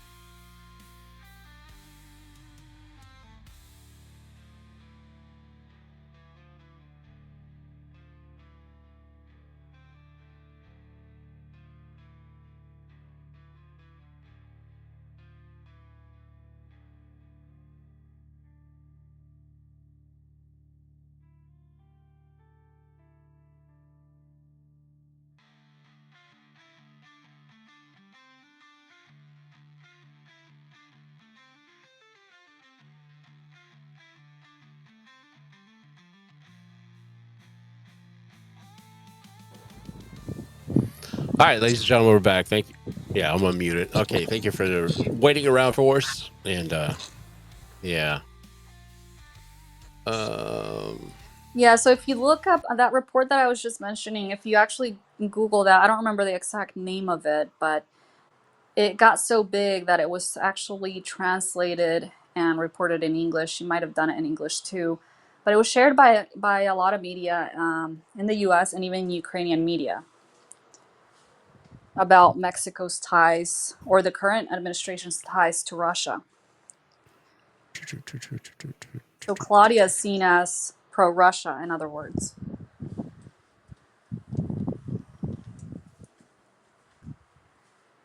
And I mean, you have organizations there that are pro-Ukrainian. I mean, you have Ukrainians that speak, Spanish and live in Mexico. So you have a good percentage of you know, pro-Ukrainians there too. But the level of pro-Russians that I see online, especially young people that are like kind of brainwashed by the media and everything, is kind of concerning from what I've seen. no, I mean that's very interesting that I because back when she first started running and stuff like that, because that was one of the things everybody's like, where'd she come from? It's just like all these Yeah. mysterious freaking politicians just popping out of the woodwork. Yeah. You And know, you know how everybody cheered her on, like finally a female, and because like I said, her experience is so like impressive. Her bio is impressive, but you have to really question like what do they actually stand for? yeah. I mean, we have those here. I mean, you look at Obama. I mean, Obama came out of nowhere. I mean, literally. I He's a mean, good speaker. I'll give him that. oh yes. I mean, I love what he talks about, and I'm not saying I'm a fan, but there, I think I'm not so sure what we have been told about him about being like the ringleader or whatever, because we always get told it's Obama's administration or Obama's Democrats or whatever. Hmm. Um, I don't think so. I think he was a part of a system that he got sucked into, because there's a lot of things okay, so like the Stanford speech, his famous Stanford speech about misinformation. He sits there and talks about how he gives the blueprint on how to divide Hmm. everybody. And it's happening right now. We're seeing it happening every day on social media. Yeah. And one of the things is, he says the how you divide somebody is flood the town square, which our Hmm. town square would be social media. X. Yeah, X was actually called a town square before, a digital town square. Yep. Flood the town square with as much information as you possibly can. He goes, and that will create a divide. And I've been saying this too. We've been divided way more than ever. And if you look back at the what is it called? Occupy protests, people were more united. At least it didn't matter what political party you were from. Everybody was kind of part of that same movement, Yeah. and then everything changed after that. Yeah. I mean, I don't know. This whole thing, like I said, I was, when these protests and everything started popping off, and the way they just got immediate attention, it's just like, okay, this reminds me back when it was like right after 9/11, right when we were preparing to go to Desert Storm for the second time. Yeah. There was an immigration pop off, and there was some protests, and there was some everything else, that was happening, but they didn't get a lot of media attention because social media wasn't really a big thing back then. Hmm. But I remember seeing that because I got in an argument with one of the ladies I worked with, because her parents were technically illegal immigrants, but they had already assimilated, and they were paying their taxes and everything else. Hmm. And I sit there, and so I told her, because there was two sides. You had it was basically a protest against both sides. You had the ones that were actually doing it legally and the ones that were here illegally. You had them two Hmm. protesting against each other. Yeah. And so it was hard for me to get her to understand that. And it was like shortly after that, we went to the second War. round when we went to the second round over in Saudi Arabia. Oh, wow. And so it's just like now, because that's what I said, it's just like I paid attention to, because like I said, I'm not plugged in, so I can sit there and look back and see it. So it's like, okay, there's a lot of tension that is being here on something that is like a norm. Yeah.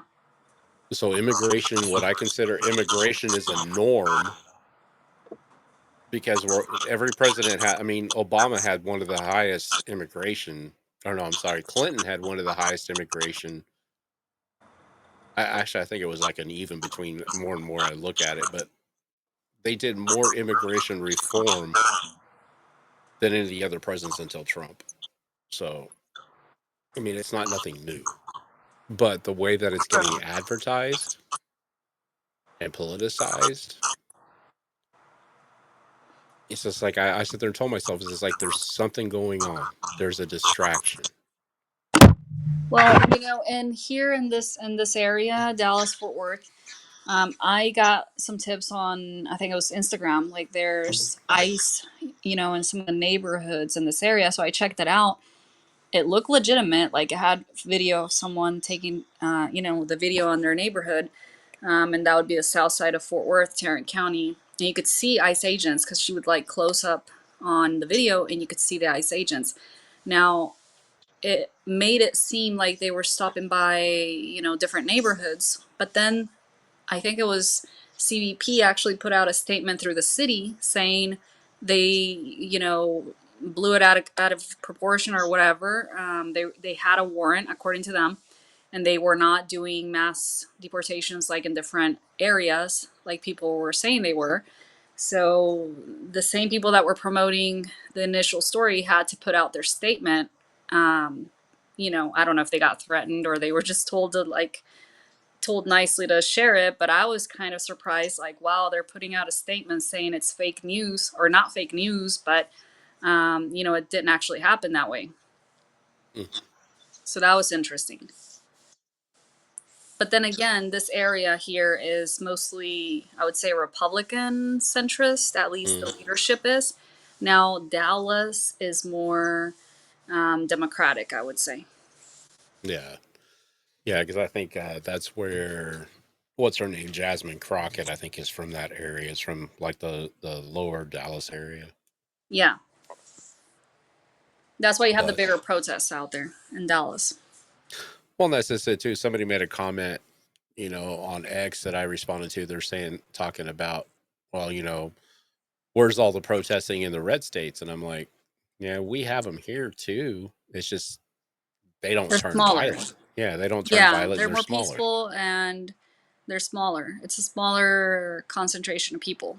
because they know they can't pass their agenda here. So, Yeah.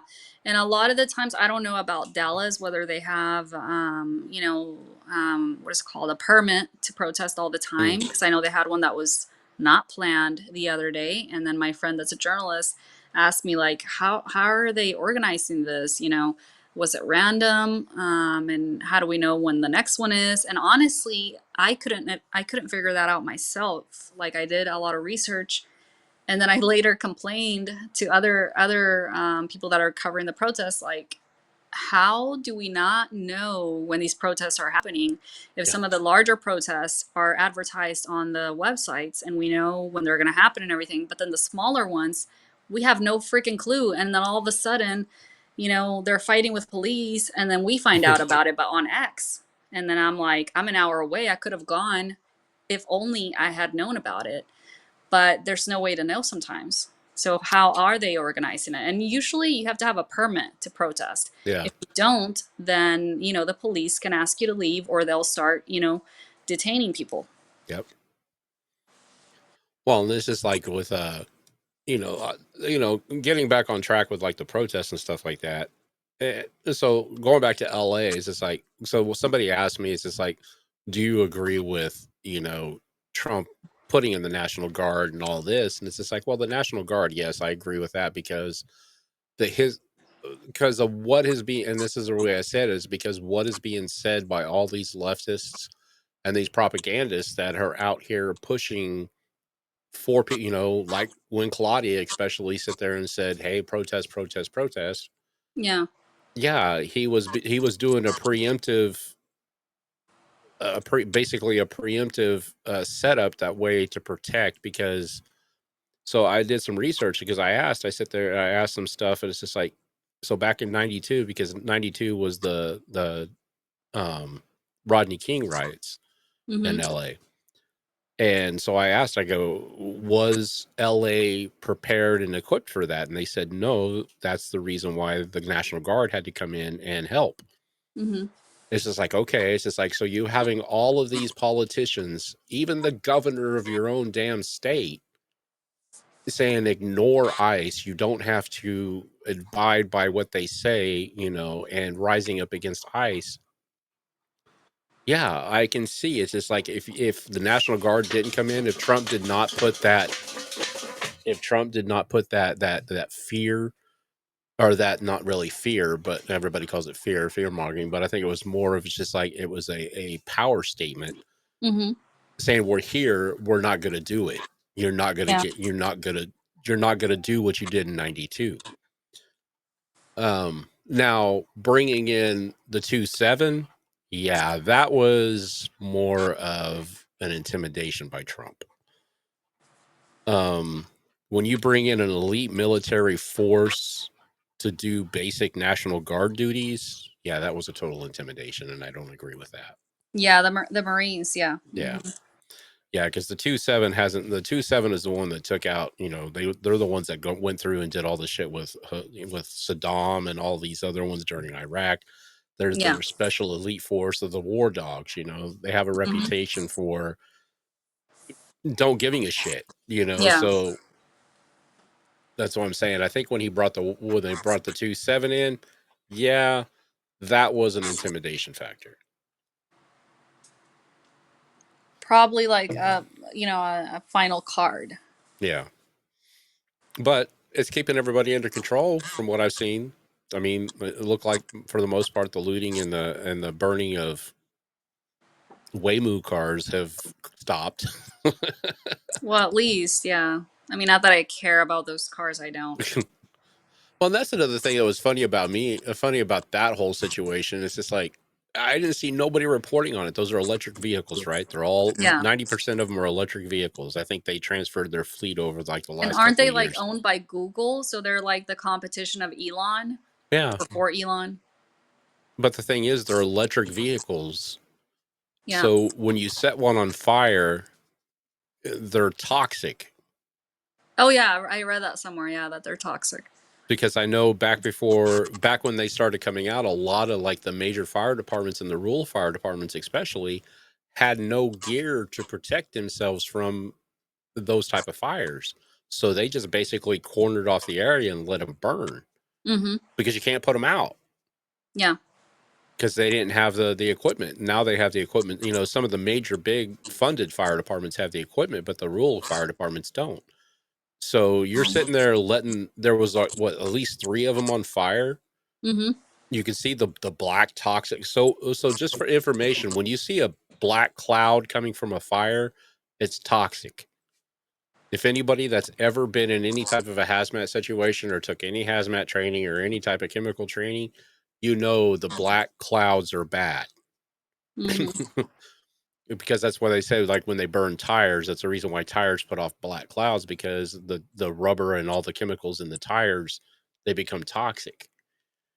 So you're sitting here having these people stand on these cars. They're standing next to these cars, breathing that black smoke.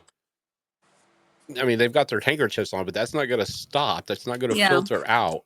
Yeah. Because when a fire department has to respond to those, they have to be in a Class 1 hazmat suit.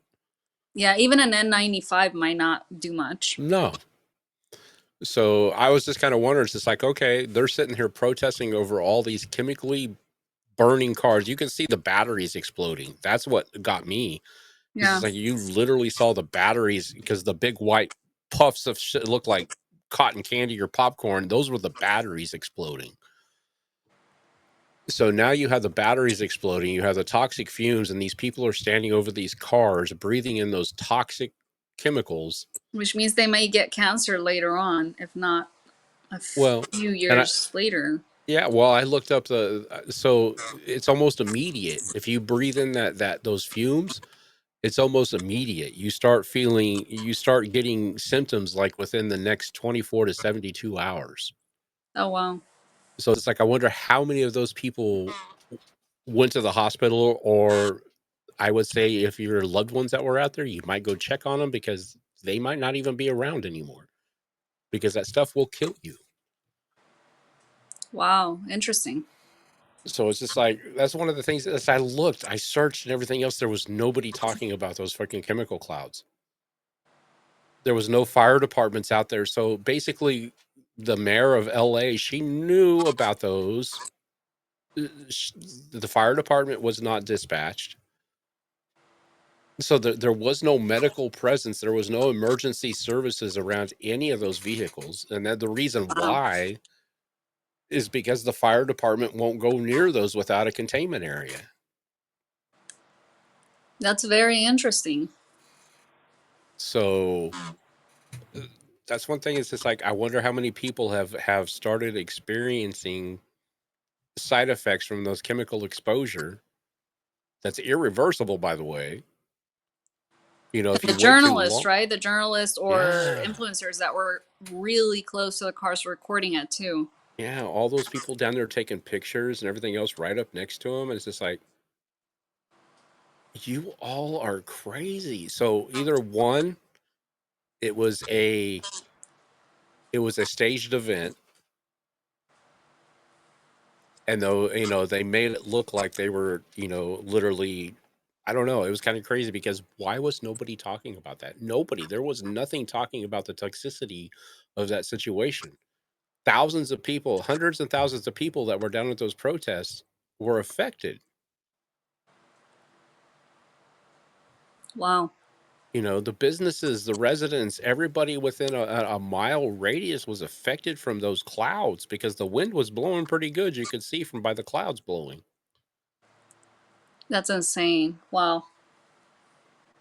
So that makes me think, it's just like, okay, nobody's talking about it. Was, you know, was it staged? Were they not legitimately, you know, hell, I even started thinking, it's just like, okay, I'm going back to like Wag the Dog, to where they're like making a Hollywood movie because it is LA, you know. Yeah. Maybe they're fake. Maybe they just have special effects going on. Because nobody was talking about, and I posted every time I saw this, is, what are you doing about the chemical exposure? Yeah. And it's just like nothing. It's just like nobody said anything. You searched and everything else. No, but the media wasn't talking about it. So it's like, okay, this has to be fake. This has to be a movie. This has to be a staged event if nobody is worried about chemical contact. Or maybe they're just maybe they just don't care. Well, You know, the that was, you leadership. know, That's another yeah. explanation for it too. That maybe they're aware of the risks, but it's still a good point though. Like, you would think that they would put out an alert and then other people would have like tweeted about it, like, oh, we got an alert about, you know, chemicals or anything like that. Yeah, because it causes because like I said, it causes respiratory, because like I said, I used to work for dispatch back when I was younger, and that was about when they were starting to bring out, you know, what they were classifying as not really electric vehicles, but the quad system, to where you had battery powered, and to where the engine shut off at a stoplight. They were coming out with those, but it still operated the same way. It was a battery fire, and when there's a battery fire, you have to clear out. You know, you can't let nobody near that, and the fire department has to be in their class 1 hazmat suits. And Hmm. that's just it. It's just like, you have 3 cars burning to the ground, literally incinerating themselves, and they were burning out too fast. That's what got me too. Yeah. It's just like they're burning out too fast. So that's what made me think too, is this a movie set? Because normally when an electric vehicle burns, it can burn for hours. Like, I Oh mean, yeah, I've hours heard that. upon It burns hours. overnight, right? Yeah. Like the So, Teslas. I think I read that some about the Teslas. yeah. And even when the Tesla factories went up in flames, they had to block off the area. You know, when the dealerships, when they had those, when they were setting those dealerships on fires, they were literally blocking off, you know, about a few block radius so people wouldn't get close to them. Mm-hmm. Because they have to, because 99% of the time you have to just let them burn out, because you can spray them with foam and everything else, but they're the the the the nickel from the batteries and stuff like that is very toxic, and it burns at a high rate of temperature. I mean, you know, I do have a friend that's an actress producer. I could ask her, but I doubt she's going to say anything. And actually, I've been meaning to ask her because she's just minding her business, you know, doing what celebrities do in Hollywood, pretending Mhm. nothing's happening, just focusing Oh, on their events, their awards, their fashion shows, their dinners. You know, it is their career. That's what they do. A few of them have been vocal and sharing stories about it. You like hear about Kardashian saying things, or Katy Perry, or I yeah. think Salma Hayek made a video, then went silent, and then I criticized her online for like being silent because I thought that's strange. You know that she's usually very vocal and she's like quiet, like no stories. And then I'm like, let me check the top actress for Hollywood for Mexico, which is Asa. Asa, I think it's Hmm. Asa Gonzalez. I go to her page, nothing at all. Usually she's very vocal, and I'm thinking, were they given orders not to say anything? Yeah. Like, why? That is really bizarre. Like, these are the people that should be saying something, and they're not. Like, I mean, nothing at all, as if look it's at not happening. yeah, look, during the elections, you had all these fucking entertainers coming out. All of these Yeah, entertainers coming out. all at Robert De Niro, once. yeah, all these big ones. You know, but it was to promote a movie, because see, Robert De Niro was promoting two movies. He was promoting that one and autistic movie Mm-hmm. thing that he was doing, and then also he was getting into Ground Zero, or no, 0 Hour on Netflix. He was doing that one at the same time, and then he just came out with a new movie that they were probably producing at that time. Yeah. So he was trying to get his name out there. So it was a publicity stunt for De Niro to be out there. We all knew that, Hmm. but it's just like, yeah. So it was crazy. It's just, and that's another thing. It's just like I question, where are all the people that were raising such the big fit during Trump's first administration? Where's Pelosi? Where's Yeah, she Obama? hasn't said anything either, right? At least I haven't noticed. Where the hell is Hillary? Oh yeah, Hillary too.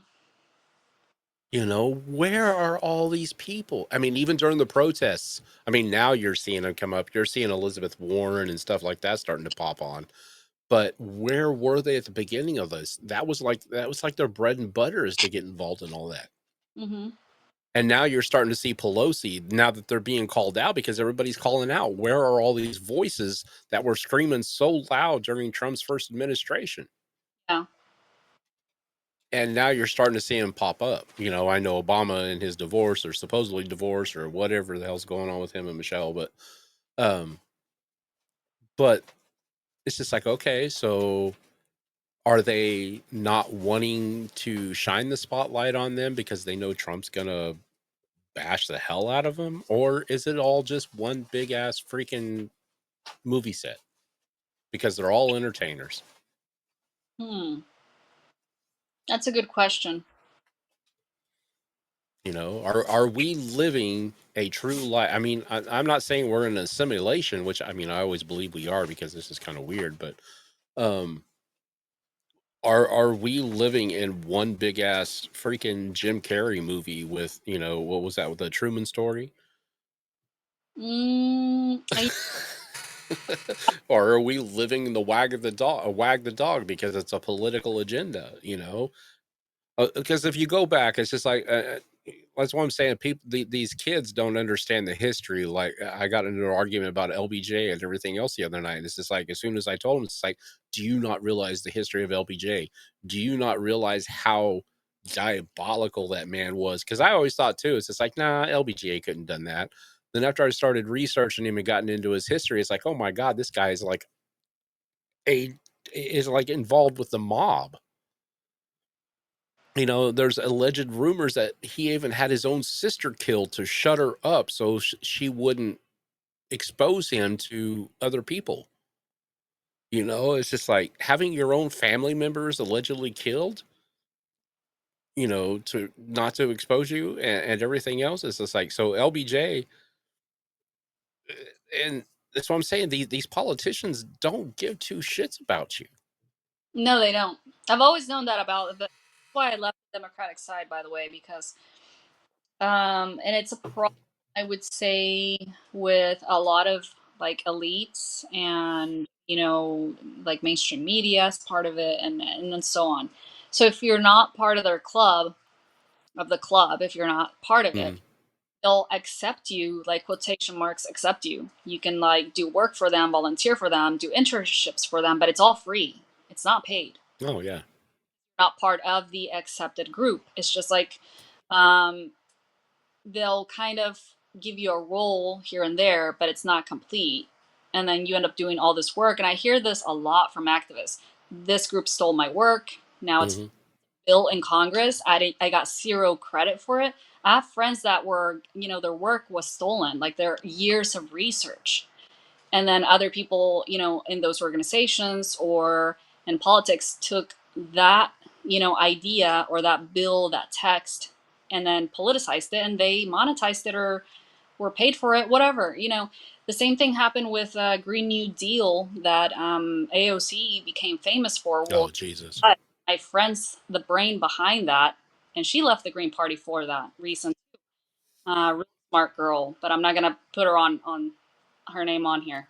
But And say, I'm talking about AOC. You haven't even heard ever since. I mean, she hasn't even been in the limelight here lately. yeah, a lot of them have been in like silent. And The only ones you're hearing from is Hakeem Jeffries. Um, a few of these, you know, like this. Who's this one that just got fucking escorted out? what kind of no was it? I think What the hell was the name? was it Joaquin or Javier or No, I mean, Hakeem Jeffries is like the Democratic whip. uh, Um, I know but which one, he, the one that interrupted the Noam's yeah, pain. yeah, that he got fucking he got handcuffed and escorted out. Padilla, Yeah. Alex Padilla. I mean, yeah, I mean, I'm down for that. It doesn't matter who you are. I mean, you're supposed to be a fucking respected person representing your district. That's the reason why you were elected. And you go into a press conference and become a 5-year-old. Yeah, you deserve to be fucking taken out in handcuffs. I'm sorry. It doesn't matter who you are. Yeah, it's controversial. I agree. It looks bad. Like the optics are bad. Like we already look bad. Like the world is basically saying don't travel to the US. It's chaos. The protest, Yeah. people being detained, people being deported, and then on top of that like what's going on in Congress. But yeah, the rules, whatever the rules are, they're still rules, under this administration. And I'm sure it was the same thing under the previous one, like under Biden, because when you visit, even as a citizen, tourist, whatever, when you go, to DC, they have their own rules. Like you have to go through security, before you are even allowed into the halls, areas where the halls of Congress is. I'm losing my voice a little bit. Sorry. No, it's a, but yeah, there's like security. Oh, Yeah. I mean, yeah. I mean, it's just like, I mean, I can understand. It's just, I mean, he was treated no differently than anybody else. I mean, he did an outburst. mhm. You know, I'm sure Noam knew who he was. I mean, that I'm not denying. But the fact of the matter is, he did. I mean, so if you were approached, I mean, he's right there. He's struggling. He's already starting to struggle with them. I mean, they're in defensive mode. So that means they figure. So basically, what happened is, I think he tried to push the stage. Hmm. He tried to get up there in front, so that's the reason why they stepped in front, and they did their job. I'm not going to deny that they did their job. No matter who you are, they got your ass back. But he should have, instead of like fighting them, he should have sit there and put his hands up and said, "Whoa, wait a minute, let's talk about this." But he just kept pushing. He kept pushing. He was fighting. So he was fighting. So he's totally in the wrong. I'm sorry. I don't give a shit who you are. He was totally in the wrong. And now the whole thing with the cuffs and everything else, I'm sure that probably happened with whatever escalation outside happened. But Yeah. um but that's one of the things I say about these politicians, and I always have said they believe that they're privileged because society has led them to believe that just because they have the word congressman or congresswoman next to their name, that they are somebody bigger and better than anybody else. When They're technically celebrities now. I've often yeah, about like the women in Congress, like the MAGA celebrities in Congress, oh god, I, like I'm better and look at me and like doing whole videos. Like, what is going on? what Marjorie Taylor Greene and Luna. I mean, Luna's not so bad. Luna's kind of like low key, but Or right, but if she ran for Congress, here's my problem. And other people criticize my take on it because they're like, Latina like you, why wouldn't you support her? Blah blah blah. I'm like, look, I have friends that are OnlyFans, literally models for OnlyFans. mhm. I have bad opinion and good opinion on that. Who cares? It's that are in the entertainment industry, like Hollywood, you know. Um, so if this girl did modeling before, but then chose to go into, you have to act like a freaking politician. You can't bring Yes. it into the business because then sexualize you and see you different. Maybe she was trying to make a point because she thought, oh, it's popular to say like everybody else on X saying we're better looking, like look at us, we're better than the blue haired, pink haired liberal or Yeah. their fit, whatever. Okay, but you have to get naked to prove a point, right? Like, how is that running the country? Like, how does that help your constituents?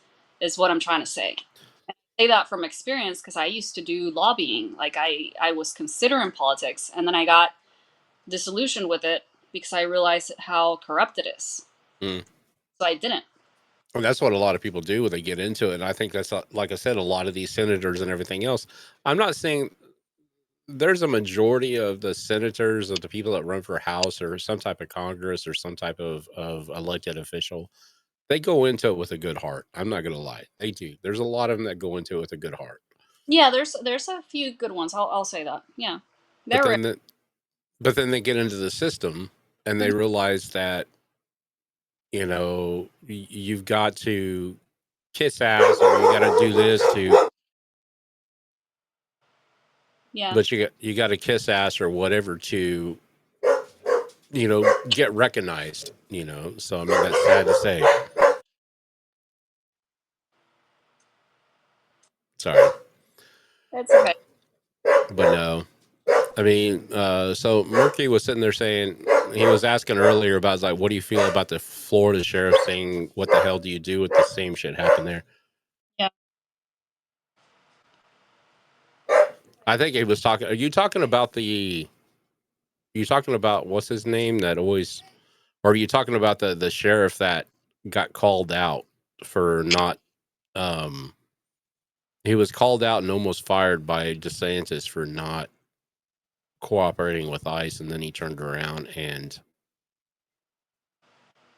but I think the Florida sheriff he's talking about is the one that the one I like. I can't remember his name though.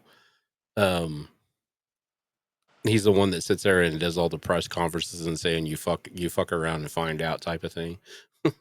I don't remember the names, to be honest. I'm like really bad with names. I remember face, Yeah. not He's name. he's the one that always does the press conferences that always calls all the criminals out. Um, let's see, Florida sheriff.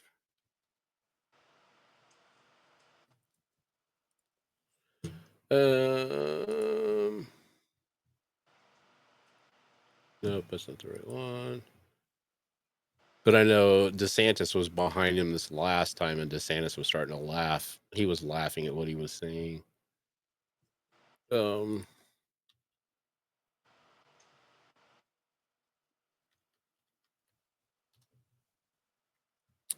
bum, bum, bum. Grady, Sheriff Grady, Grady Judd. Interesting. Is that the one you're talking about, Murky? Is Sheriff Grady Judd? This dude right here. He's the one that's really famous for. He's the one that puts up all the criminals' pictures and everything. He does a daily briefing. Hmm. So what for the Florida sheriff, or what, I can't remember what department he's in, but he does a daily briefing of all the criminals, of the stupid criminals. He Yeah. basically puts them all on blast. It's funny as hell to watch him. But no, it's just like, yeah, that's it. Yeah, I love him. No, I think a lot of sheriffs need to be like him. But there was a Democratic sheriff that actually DeSantis approved and put him in place, and he was going against ICE. I know it's not Grady, but it was another one. And I guess he finally turned around because DeSantis threatened to fire him,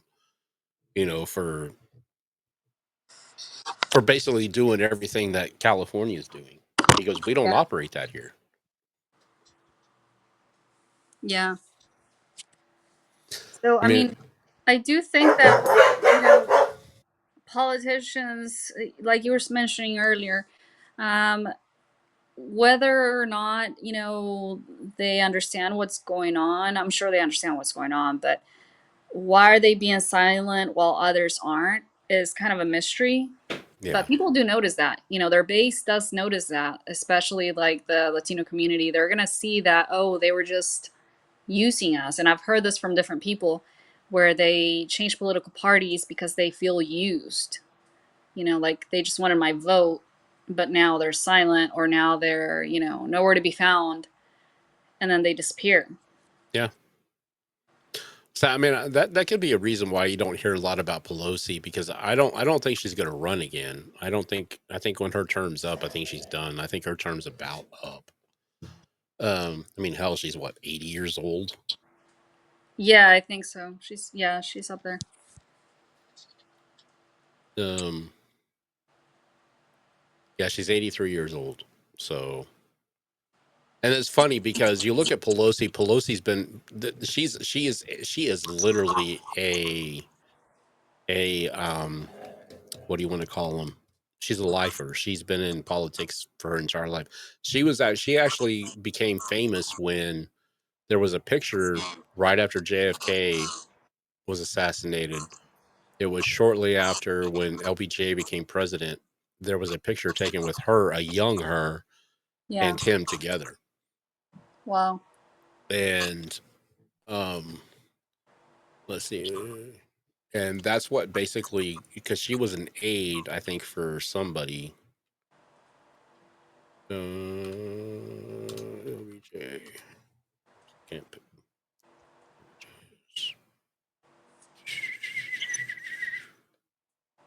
go. Oh, come on.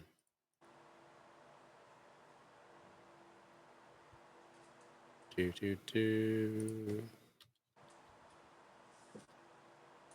Yeah, this one here. Oh no, not with LBJ. She was at JFK. My bad. So this one right here. So yeah, she was with JFK 1956-57. So that's a young Nancy Pelosi. That's a famous picture. That's like anytime you see anything about JFK, that's always in there. Interesting. So she's been associated with the Democratic Party a long time. That's the reason why people feared her, is because she had a lot of trash on everybody. Yeah, I mean, she looks a little intimidating. I remember Senator Feinstein was the same in a way. Yes. But and I think that's the reason why I think like the Democratic Party is going to have a hard time winning seats from now on out, or winning control from now on out is because they don't have that. They don't have that anymore. They don't have that leverage. So I don't know. That's why Yeah. I'm saying. And well, I mean, the left, what is it called? The far left, like AOC, what's her name? Ilhan Rashida, and all Oh that my group. God, the They squad. kind of, joined the Democratic Party eventually. They're technically part of it now. Yeah. Well, this is. I think. See, the funny thing is because I think AOC was actually trying to run for. I think she literally was trying to run for president. I think she was trying to do her campaign when her and Bernie were out. Yeah. But there's rumors now that there's a possibility she might be pregnant. So Oh yeah, I heard that somewhere. Yeah. there might be a possibility because you haven't heard from her in a while. Because those oligarchy, not those oligarchy, what do you call it? Not protests, but rallies. Yeah. They haven't had any anymore. And the last few times that she's been out on stage, Yeah, she's got a people little made pooch. comments about her gaining weight or something like that. I think I Yeah. saw that. But the same thing can be said about like the right. Like the right has its own version of that, the Oh yeah. squad or whatever they call them, right? It's You have in over Marjorie Taylor Greene, yeah. Luna, and a few others in there. Yeah. They're like the more extreme part of the Republican MAGA side. Yeah. And I do agree. I think a lot of the outbursts that Green did during a lot of the House things, she probably should have been censured too. Um, but the fact of the matter is, it depends on who's running the House at that time. You got to think Yeah. about that. If your person's doing it, you're not going to censor him, and if the other person's doing it, you're going to censor him. Just like now, they're calling for censorship of Padilla. You Yeah. know, and I'm sure they will. I'm sure they'll pass. He will be censored. So. Because what was the other dude, the Texas representative? He got censored for doing his outburst during the not so State of the Union address that Trump did. Well, I'm getting a lot of notifications about like fresh explosions related to Iran. Interesting. Wow. So yeah, I think I don't know. I'm sure that there's an explanation for why some of these politicians are not as engaged or not as active, but they should be because after all, a lot of people follow them, and like you said, they kind of tell them or put the message out there that they should go and protest. So why don't they stand with them? Like I actually asked this. Um, I actually asked this to a January 6er. Like, why did Trump like not go and protest with them? I know that he asked them to go and protest, but isn't it interesting that he didn't physically protest with them?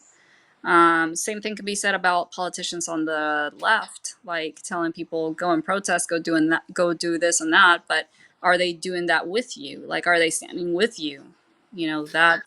That's But my question there, or my yeah. It's sort of a question and something I've always wondered. technically, he was still president at that time. So I mean, technically, he really couldn't have protested alongside him. Yeah, I mean, yeah, he was president at the time, but that's just one example, that I can think of. There's plenty more. Now, Yeah. do I believe that? I mean, I don't believe he incited anything. I believe the radicalization of what, because every party has it. The Democratic Party has what we call the very far left, the radicalization, because you have I guess you really can't call Antifa Democrat because they just go where the chaos is. Um, but you have the radicalization of the left, and you have the radicalization of the right. I mean, there's Yeah. and that's what I try to get through people. Is it's like, yes, they're there to destroy the name of the party. That is for sure. But I don't think that's their intention. But that's what they do because. Okay, so it's just like take an example.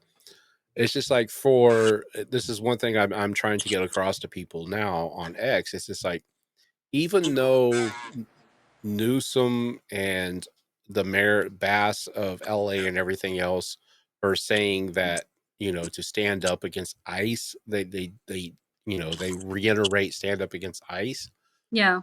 but a lot of these people don't see the individual. They don't see the individual departments. They just see law enforcement. So now True. you're Hmm. you're instigating the fact you're saying yes, stand up against ICE, but in reality, what these people are seeing is stand up against law enforcement. It's just like bad. It's just like when one cop does something bad, it's not the cop that gets disintegrated in the media. It's the entire department because you don't see the individual, you see the uniform. So Yeah. and that's what I'm saying. That's what I try to get across. It's like when these politicians come out and sit there and say, stand up against ICE, you're going to have that majority of the radicalization of these parties that you have created are going to say that all law enforcement are the enemy. So we shouldn't have to pay attention to any of the law enforcement. True. That's my biggest fear. And because we seen it like during when BLM came out, we seen it when Antifa came out, and all these different riots, like through the George Floyd incident. They didn't care what departments you were a part of. You were law and order, so that's what they were targeting. Yeah. And that's what's going to happen here, especially with now that it's going nationwide, all these democratic cities and states and stuff like that are holding these protests. I mean, we had some here, but I think we had like 15 people in my area because we're a heavily Republican area. So there was only like 15 to 20 people that were protesting outside the federal building. But we don't. That's one thing is it's like here when people sit there and say, "Well, what do you say about that?" Is it's like, well, yeah, we allow protesting here, but the fact of the matter is like our governor here in the state of Oklahoma, where I live, is on board with the Texas governor. It's Hmm. just like if you do certain things, you're going to be held accountable. And they also have the same laws about if you feel you're in danger during a blockade. So, say if you pull up to a protest and they engulf your vehicle and you try to escape and you run over and kill somebody, you're not going to be held liable for that because they created the environment. So Oh. there's a lot of conservative states that are going to those type of standards. So I think that's the reason why a lot of these big protests aren't coming to these big states that have, or these Republican states that have those um, standards in place. Because yeah, if you're protesting on a city street and I pull up and you engulf my vehicle, and you start throwing rocks and shit at my vehicle, and I gun it, and I happen to take a couple of you out, I'm not going to be charged. And the fact of the matter is, if you block my vehicle and do not allow me to proceed, those protesters will be charged. I think it's like $5,000 a piece, and will be taken to jail. Yeah. So that's why I'm saying that there's more and more conservative states that are standing up to these volatile and protests. So if you're going to protest, I don't have nothing against protesting. Just do it peacefully. Don't riot.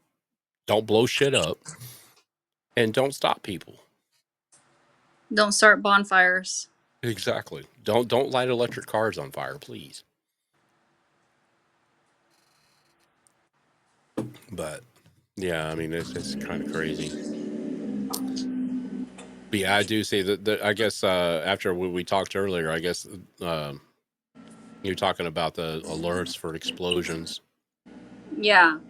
Yeah, I'm getting alerts for explosions and stuff. That's the water heater. Sorry, can't Oh, really you're stop fine. that noise. But what was I gonna say? Yeah, I wasn't aware of that. That's interesting with the protests and like people's right to pass through or whatnot during a protest. But for the most part, the last few protests that I've like attended to kind of get a few interviews to record what's happening, they've been peaceful. So I'm interested to I'm interested to see what will happen this Saturday, if What? it'll be any different. Yeah, I mean, it's kind of. I mean, I can understand, but that's again, that's a narrative. You know, I was trying to get through to a friend of mine. You know, because she was calling me out on Twitter for some of the posts I was making, which she always does, which I'm cool with that. But I'm cool with anybody calling me out. Um, but the fact of the matter is like you got to realize it's like people are being programmed. I mean, there is literally a. It's called. Let me see if I can find it real quick. Um. I don't know why I keep forgetting this because I like had started writing an article about it, but um,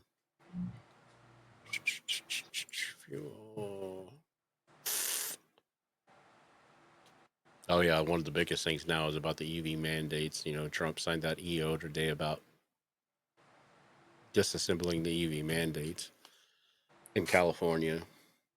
Hmm. Um, oh, here we go. It's called the Illusior or Illusior, Illusory. I can't. There's certain words I can see them, but I can't pronounce them. But it's basically the illusion truth effect. So basically, it's a psychological phenomenon where repeated exposure to statements increase the likelihood that people will believe it, regardless of its actual truth. In other words, the more you hear it or say something, the more likely you are to accept it's true, even if it's false. Oh wow. So there was a study done, and it sit there and showed that like out of so many times that people have reported something, the truth or the belief, so many things that people started saying things, the belief scale rose even higher. And that's true. It's just like if and that's just it. It's consistency. Like with anything, like content creation, posting, anything else. The more you post, the more you do anything else, the more people will start to start to gravitate towards you. You know, Yeah. so it's the same thing with this. So I looked up and it's just like what was the most repeated political phrases in 2024 and 2025. Mm-hmm. So you had freedom from mandates, you had NATO freeloaders, tariff policies, economic boom, make America great again, we are not going back, border crisis, and Project 2025. Which one of those do you think was the highest rated phrase? Hmm. I would say the last one was it Project 2025? Project 2025. 320 estimated daily occurrences of that mention of Project 2025. Wow. And that's what happened. And that's what I'm saying. It's just like people were arguing with me. It's just like, yes, he had an Agenda 47, which did have a bunch of Project 2025 similarities. But if you look at Project 2025 and compared it to Agenda 47, there was some differences as well. So yes, and that's just the thing is though, because Trump took Heritage Foundation, because this is Heritage Foundation, supposedly a Soros backed program and everything else. But so he took it when he was in office the first time. He did a lot because he's not a politician. That's what people got to realize. He's not a politician, and I'm not a sympathizer. Trust me, I am not a sympathizer. Um, but he did take a lot of people's recommendations Mm-hmm. for 2 years. He was only president for 2 years. I mean, he literally only had control of the United States for 2 years because the other 2 years he was fighting COVID. So he only had 2 years to do anything with policy and procedure. The other 2 years he was trying to figure out how to, whatever you wanted to call it, keep people alive or whatever. But the fact of the matter is like he had a lot of wrong people. And I think the biggest mistake is allowing him to have 4 years off to be able to research how to be a politician. That's what fucked everybody. Yeah. Because now and that's the reason why if you look at him, he's cool, collected, nonchalant.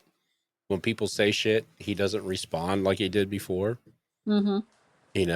A lot of his rhetoric online, yeah, it's still there, but it's not as bad as it wasn't like incoherent like it was before. So the fact of the matter is I think the 4 years that people let the Democratic Party he had a lot of time to figure out how shit worked. Because he was Yeah, still he did. an ex-president, so he still had some access to a lot of different things. So yeah. But so I mean, if you want to blame anybody for what he's doing now, I mean, you could blame the Democratic Party for that if you want to think about it. But I mean, yeah, I think both sides kind of play each other and play against each other. Yeah. Like a Most soccer definitely. team or like any sport almost, but it's politics. Yeah. Politics in a way is like a sports team or, different teams. Yeah. And that's one thing is like I try to tell people it's just like I don't pick sides. I don't care. I just because when you put label on somebody, that's what they become. It goes back to that whole Illusory effect, to where you keep saying that somebody's a Democrat, or you keep saying somebody's a Republican. You keep right now. I guarantee if they did a research, MAGA would be the number one thing because MAGA is like everywhere. But Yeah. I don't know. Like I said, I think a lot of this, what we're seeing now, I'm 100% almost certain, in my opinion, that what we're seeing with the protests and everything is a distraction. Because it's no different than what we've lived through, for the last 30 years. That's possible. I mean, I don't know. I gotta keep an open mind too. Now, I'm not saying that, like I said, it's like a pyramid scheme. So you have the leader, then you have the ones underneath the leader that are, and then you have the peasants underneath them that aren't getting paid for it, but they've been programmed to believe that this is what needs to be done. So I think those are the ones you got to worry about. These ones up here that are getting paid, they're like, oh, my job's done. I'm going on and moving on to something else. That's true. But yeah, I mean, it could be a distraction from like the Israel, Iran, situation because like now they're actually evacuating aircraft. There's another notification that came through. Both the United States and UK appear to be evacuating military aircraft from and I don't know how to pronounce this, in Qatar. It's an airbase in Qatar with 3 RC-135s. So that's interesting. that's what I'm saying. It's just like, And more it's just, airstrikes. it's just like we talked about earlier, earlier in our conversations, like months earlier, when we talked about the fact that Russia, when Ukraine became a free state, they were the third nuclear power in the world. And they had to relinquish all those weapons to Russia, back to Russia. So what did Russia do with them? Because there's no evidence that we inspected that they were destroyed. Good point. And they, like I said earlier, they did make a deal with Iran. Yeah. You support us, we'll support you. But what does that look like? Yeah. I guess we'll find out the So hard way. Here's one thing I'm seeing. It says Iran just launched a hypersonic missile at Israel in response to Israel's preemptive strikes. Oh, those hypersonic ones are super quick. You don't even Yeah, have time to react with an alert. Like, you don't even have time to go to a shelter. yeah. And that's one of the biggest fears was between us and China, because China has, and that's where they're getting these supersonics. They're from China. Yeah, China, because those are being used in Ukraine. Yeah, They're really, really fast. They'll even hit before the alert goes off at times. yeah, because like it was what they're like Mach 3 or something like that. They're not used as often, but I mean, they have them. Yeah, because I don't think they have like a big stockpile of them because they're too expensive to produce. Mm-hmm. Because I know they were testing them Mach 5. Yeah, I'm seeing that alert too now. Notifications here. Yeah, so uh, the missile named the BrahMos, the BrahMos, which India and Russia have, they're cruise missiles, and they travel at Mach 2.8 to Mach 3. The Iskander, which is ISKANDR, which is a Russia Yeah. tactical ballistical, Mm-hmm. Mach 6 and above.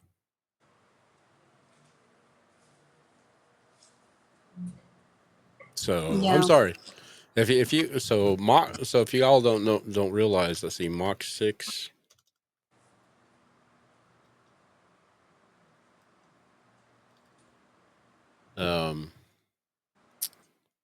I have to look this up too because I don't understand a lot. I know, so Mach 6 is Jesus Christ.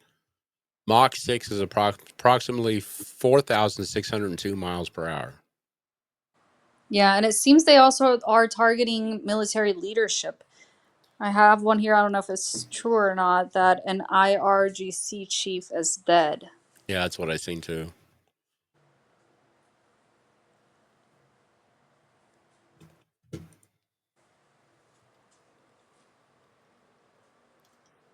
And that's funny that they can target these people individually. I mean, that's scary that they can target. So it's just like back to the Ukraine thing, or not the Ukraine, but when Yemen and everything else were fighting, they were targeting leaders of this shit, you know?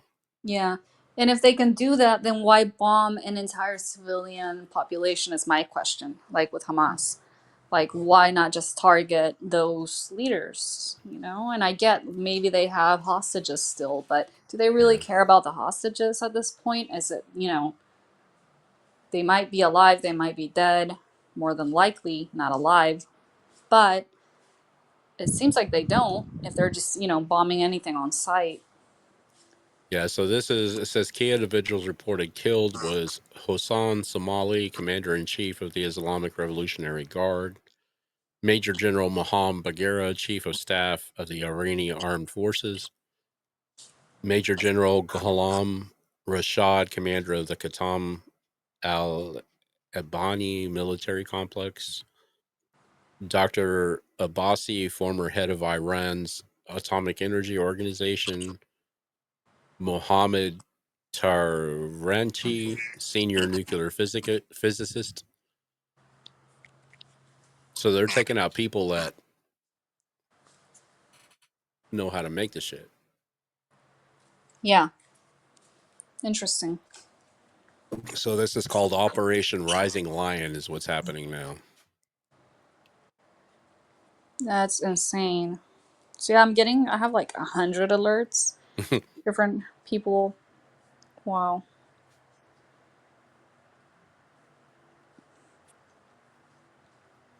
Well, see, there was a thing too. It's just like, because I know, I mean, this is a whole different conversation we're gonna have some other time, but it's just like, so, you know, the U.S. has been has been tampering with controlling weather and stuff like that for years. Yeah. Um, but it's kind of funny that when all this stuff started happening with like Iran and the nuclear stuff, there was an earthquake that happened like right close to where one of their nuclear facilities were. Yeah. So see, supposedly there's this mythical thing that we have in outer space called the rods of God. Have you ever heard of those? No, never heard of those. Oh man, I mean, if it's true, I mean, it's just a myth. There's no like confirmed. Um, so the rods of God are supposedly this thing we sent up into space years ago, like during like the Reagan era and shit like that. Mm-hmm. But so basically, they're not an explosive device. They're basically released from space and gravity takes over, but creates a. So it says here, it says when the strike is ordered, a rod is guided towards its target. As it falls, gravity accelerates into hypersonic speeds up to Mach 10 or even higher, depending on altitude and atmospheric drag. It says impact upon hitting the ground, the rod's kinetic energy is released into a massive explosion capable of penetrating into hardened and underground targets such as bunkers and missile silos. So Oh wow, basically it's like almost 10 times worse than an atomic bomb without the aftermath. that's crazy. Because there's no explosion, there's no fallout.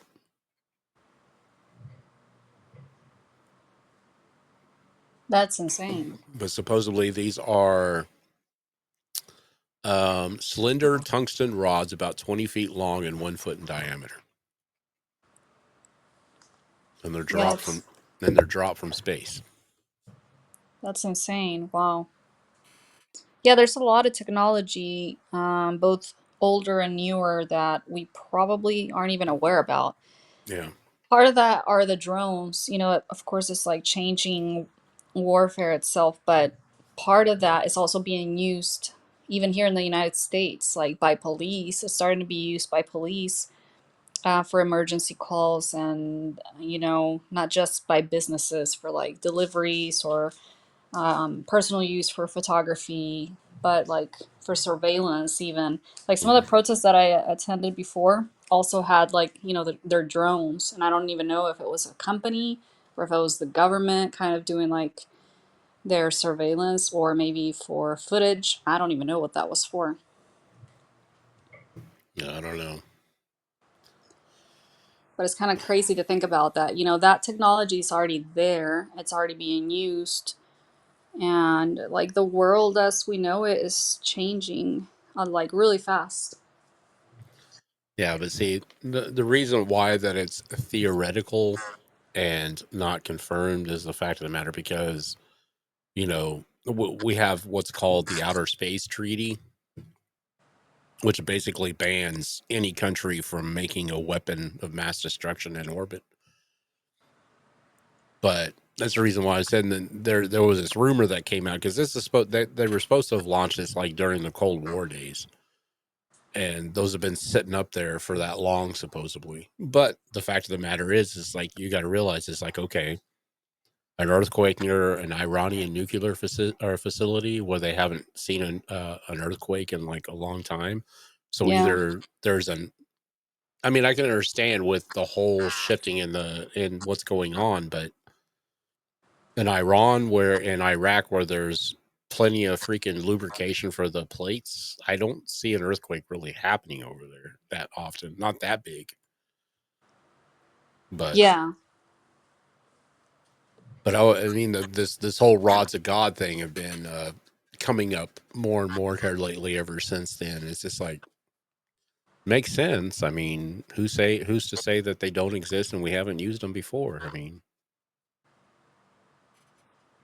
true. I mean, they do test weapons all the time. It's just like if you want to go back to like the Maui fire situation, which that's kind of interesting that just kind of disappeared. Um, it was kind of interesting that we had one of the most largest.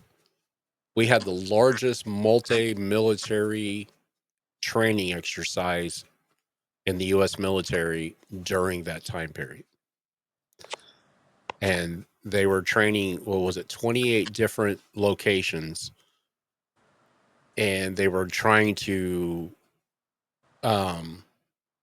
test the 5G capabilities for communication.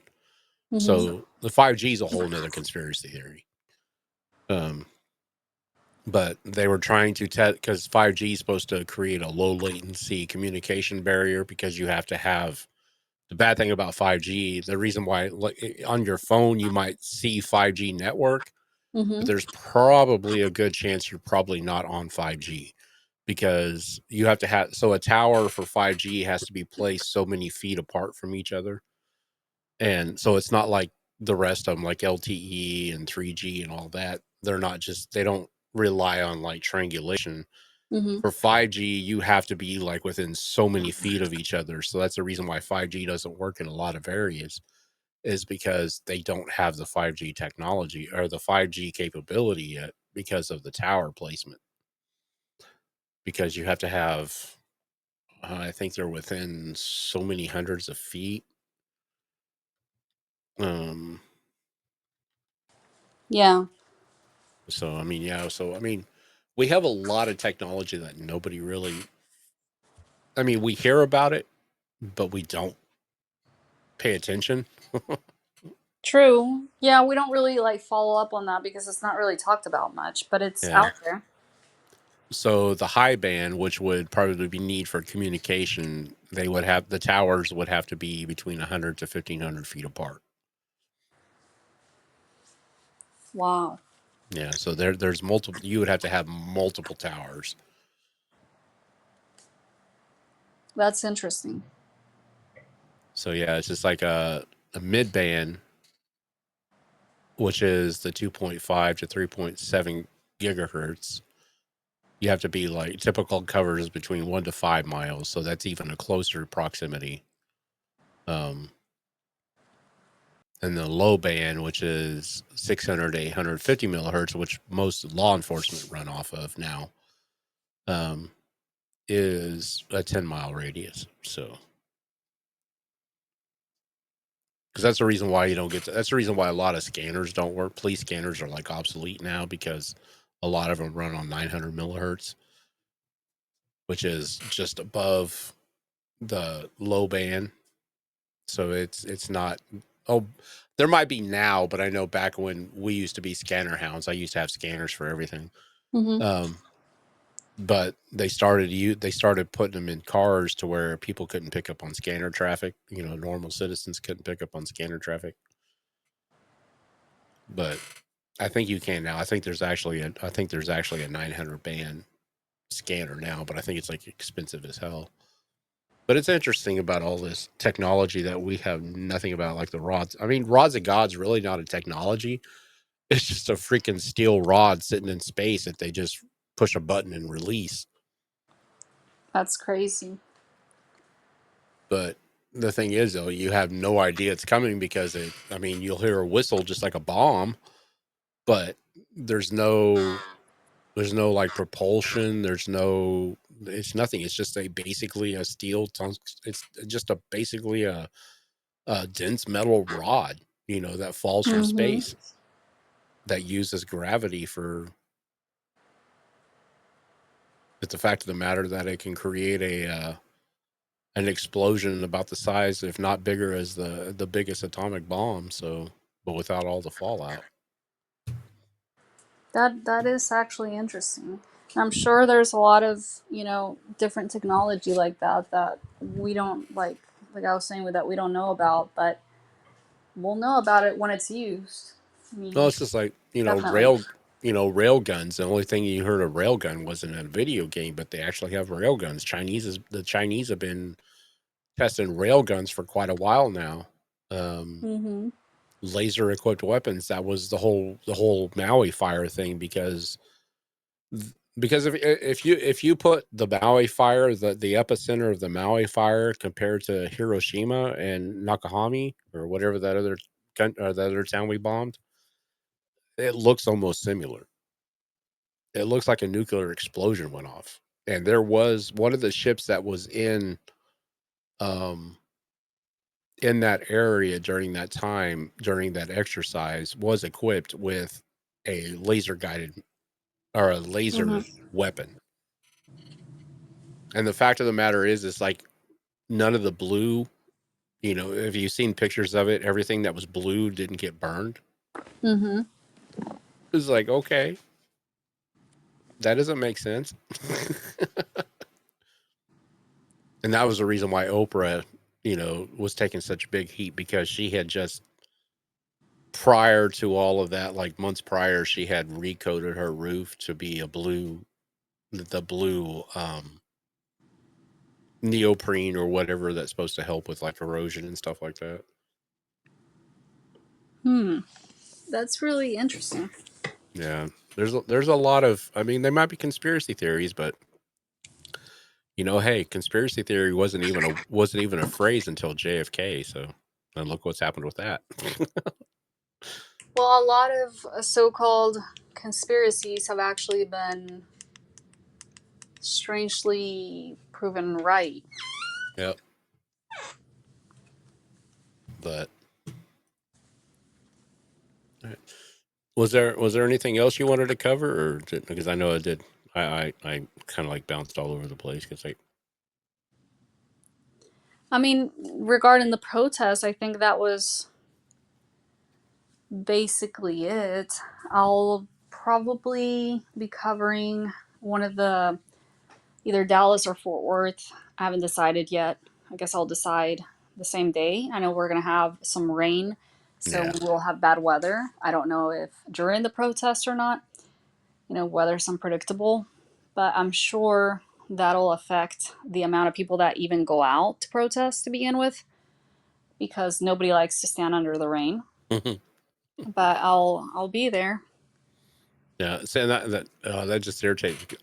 I have the vehicle now, but I just don't have the money to get there. So I would have been right there with you if I had the money. It's just like, oh yeah, I'm on my way. Yeah, and that's what people don't get. Like, they tell me, "Well, come out here and and do this and that," and I'm like, I don't have a sponsor. Like, I'm paying for my Yeah. own way to come and go. Even to Dallas, it's expensive to be in Dallas all the time. It's actually more expensive than here Oh yeah. where I am. So, We yeah, were in. food there is more expensive. Yeah. Anything to Yeah. do, basically anything there. And it's kind of funny because it's a democratic city. You'd think it'd be less expensive, but it's not. Yeah, because we were there, me and a friend of mine with a bunch of other people. We were there probably, I think it was 2 years ago, and I think it was like, and I footed like the room bill and everything else. It was like $1,000 just for the room for a weekend. Really? Wow. Did you stay For like near downtown or something? yeah, Oh, that's why. yeah. That's why too. Like Well, you not want the not like downtown really downtown, but views. Yeah, that's but part it of it. But I mean, it adds up quickly. Like, to stay somewhere, the gas, the food, everything. yeah. So yeah, I footed the bill for the hotel and my food, but it's just like, yeah, it was crazy how, and well, we went down there. So the event we were at was like in conjunction with like the cheerleading competitions and everything else. So it's just like everybody was full, all the hotels were full, so everything was busy. But Yeah. Yeah, and so the protests that are happening this weekend, I was planning to cover them in Dallas originally with Serena, but she's going to be in Los Angeles to cover that in person. So I also yeah, want to pay attention to her reports because she's probably going to be out there longer than just the 2 hours that are scheduled nationwide. It's actually scheduled to be, at least for here, our time zone is 12 p.m. to 2 p.m. see, and that's crazy because considering like back in the day, when you think of protest, I think of the '70s protest back in the day, like when they protested Vietnam. Hmm. It's just like they just protested. There was no permits. There was no No schedules, no right? schedules. They just went out and And lists of what to take that they tell protesters to take or whatever. yeah.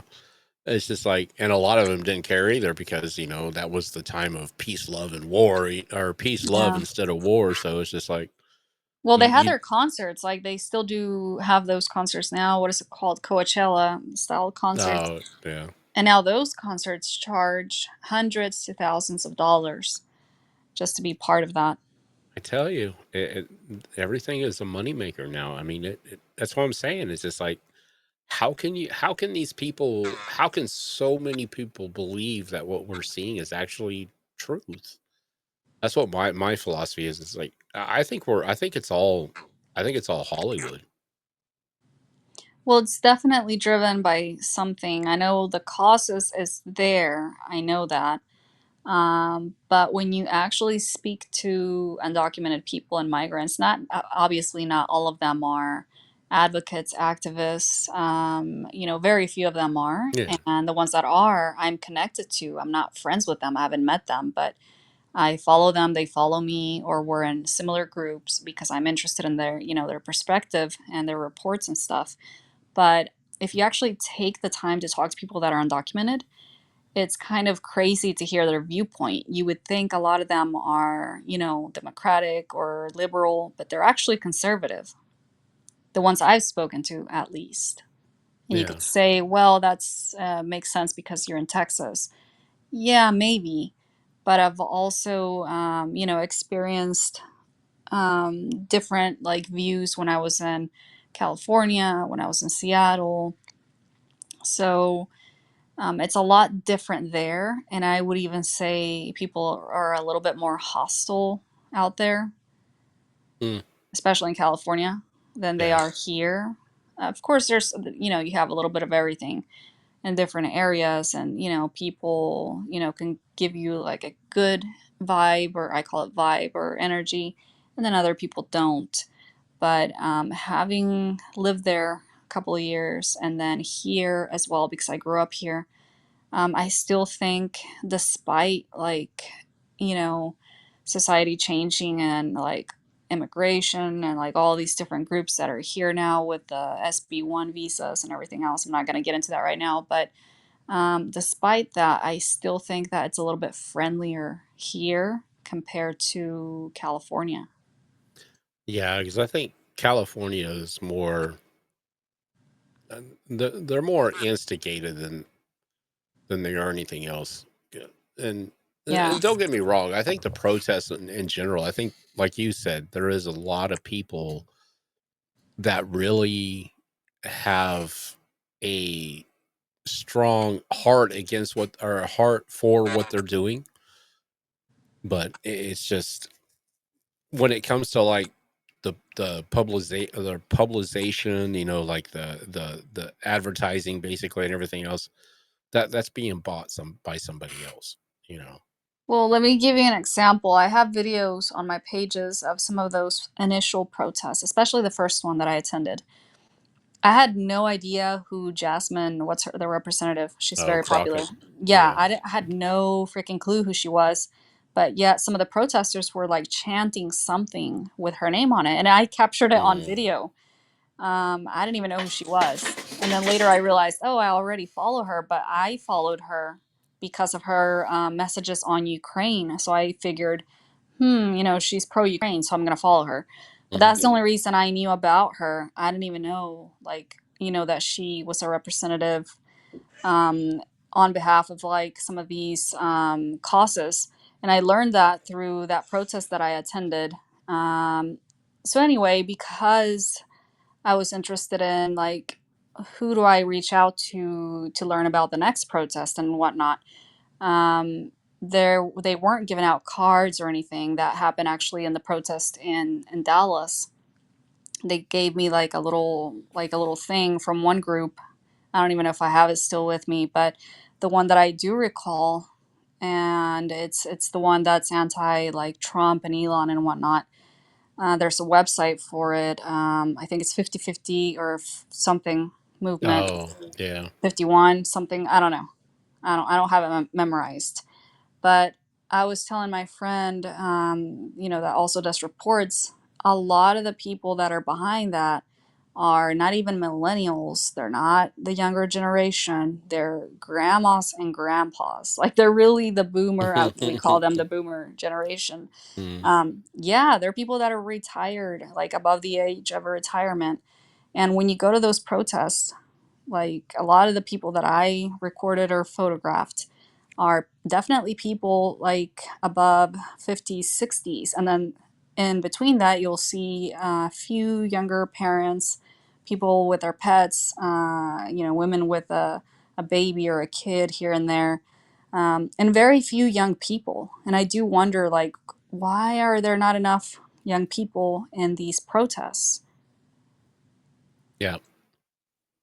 I Yeah. saw a few here and there, but like really, the majority are, like I said, much older generations. Well, because I think most of them do their, it's the technology generation, so they stay home and stay behind their computers and type on their keyboards all day long. Well, yeah, that too. That too. But yeah, anyway, one of these protests that I attended, I did find out the Democratic Party was supporting part of that protest. I don't know to what capacity. I didn't bother to, like, research or all that, but I know that they endorsed it at least. So there's that much. Hmm. And then I did a few interviews with different people there. Like there was one guy that was like holding a Native American, I guess, like a banner, and he was dressed in Native American, like an outfit. I don't know. So anyway, I asked him like why he was there to protest, and he did mention like his native roots and like for the rights of migrants and so on. But then I saw him again at another protest, and then the same people that I saw at the first protest I saw at the second protest, and then I saw a few of those same people at the third protest. So then I figured they all get together for the same protest, because they're scheduled. um, as far as like the leaders is what I'm assuming, the speakers, the hosts, the on and on. And then all the other protesters that show up, they're probably different people, because a lot of the different people that I saw are like newer faces. And it ranges from a few hundred to maybe 1,000, 2,000 at most. Yeah. Well, this just came across my Twitter feed. I guess appeals court reversed lower judges grants Trump control of California National Guard. The Ninth Circuit of Court of Appeals has overturned Judge Byers' controversial ruling, restoring President Trump's authority to deploy the California National Guard. Interesting. So then there's the one that Newsom filed against him. The judge gave a stay of 3 days while they Hmm. decide. Yeah, I think I saw something like that earlier today. So, I mean, if you look at the conditions that California was in, like I said in the beginning, it's just like I think Trump sent them down there as a preemptive, protection, considering what's been said. They only have themselves to blame because they continue to say what they said. You know, Yeah. if you tell people to disobey ICE, if you tell people to go out and protest, I mean, these are coming from elected officials. True. I mean, Trump had no other. I mean, in my opinion, as not just Trump, but I think if any president with some type of common sense would see that, it's just like that would be an instigation. It's like, let's get down there before we have another Rodney King incident, before we have another George Floyd incident, before we have, because that was the whole thing with George Floyd, is that was a criticism that Biden didn't do anything to force what's his name to bring in the National Guard before it got out of hand. Yeah. So I mean, I look at it this way. I think the National Guard, the power of the National Guard, and even though I don't agree with the intimidation of the 2-7, but I think Yeah, I it. don't I don't either, but um what I wanted to say is, like, both left and right have their own agendas, Yeah. and both do sponsor or endorse at some level. And this is for all protests. It doesn't matter if it's anti-ICE. It doesn't matter if it's like, pro-democracy or pro-Second Amendment or LGBTQ. They all have sponsors. They all have endorsements at some level. Oh yeah. It doesn't matter, it doesn't have to be like a conspiracy. Like they're all Soros. Like some people say, like they fund both sides. Could be true, could be, but do we have the proof? I don't know. Yeah. I mean, we'll see what happens. I mean, he's got till Monday. For it says motion is due June 15th, so they have till But Monday to present. yeah, but did you read about the CEO, or I guess owner of Walmart? She's like rich elite Yeah. lady. I forgot her name, but I think she's. I don't think that she's sponsoring anything related to the protests, but she definitely came out as anti-Trump. Oh yeah, she's protesting the No Kings. Yeah, I think it was the No Kings thing. So Yeah. it could be that she's sponsoring it at some level. I don't know if she's funding it or not, I think she's but fundraising for it. I think they just put her name on it. yeah, it might be just an endorsement. Yeah. But see, endorsements work in a interesting way too, because if you want, for example, like if a company wants their logo on a website Mhm. from a nonprofit, it's not just for free. Like the nonprofit has to get something in return, whether it's free advertisement too, in return, or it's a donation of some form. At least in the nonprofit world, that's how it works. Yeah. They collaborate, maybe if they don't donate. Maybe their staff volunteers for them. There's always an exchange. Like, why, they don't just add your logo for no reason. There's Yeah. always an exchange. And I learned that because, I worked for nonprofits for a long time as a volunteer, unpaid majority of the time. So, I mean, that's how it works. Yeah. So it's not like it's, just for nothing, especially when it's a big name like that one. Oh, definitely. Yeah, I think I seen a bunch of those posts yesterday or the other day on it that I think all it was is I think they're just using her name. I don't think she's actually involved. Hmm. Yeah.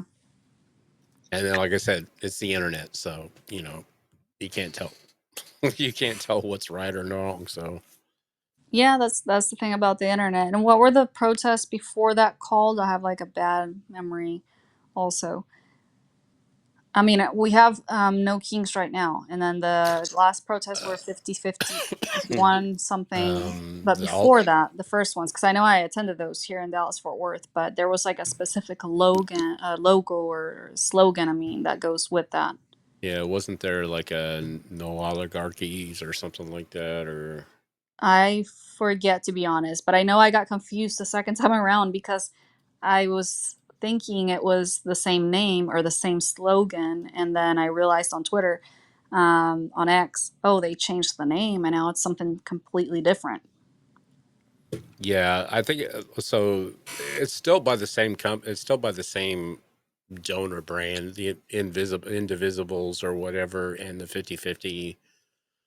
They're all the same. The Invisibles and 50/50 are the same people. They're just different organizations. Um, let's see the protests. It was back in January this year. Yeah, I remember which one. I can't remember the names either. Let's see what they say. That is kind of crazy though that they gave him. But I mean, that's just it though. It's just like everybody was against us. It's like, oh, he doesn't have the right. They don't have to do that. It's just like they take an oath to do whatever the president says. Let's see the protests in January. I think it was. I don't think it was No Kings, but I think it was something. Yeah, like you said, something similar. Yeah, and I think the second or third one, well, definitely, it was also in April. Yeah, I forgot the Mm, name of it. yeah, Yeah. But that's the was thing. It should stay consistent. And yeah, for some reason it's not this time, like it's changing every other month. yeah. It's almost like different organizations are funding it. I don't know. Reject fascism, maybe. No. I don't know. Yeah, I know what you're talking about. I know that it was similar, but I can't remember exactly what it was called. So it's just like, yeah. So I mean, going back to the whole thing, like with the Marines, I know a lot of people as we're going to close out on this, but unless you have something else, but No, um, that was it. I can't really close my window to like start researching because yeah. it'll pause or end the recording on my end. But um, yeah, that was basically it, and I we'll just see want what to, happens. I I guess just, on Saturday. yeah, I just want to go over one thing. Is like a lot of people were saying that the military, saying the Marines didn't have to do this, but they do, and this is basically the same oath that any elected official takes too.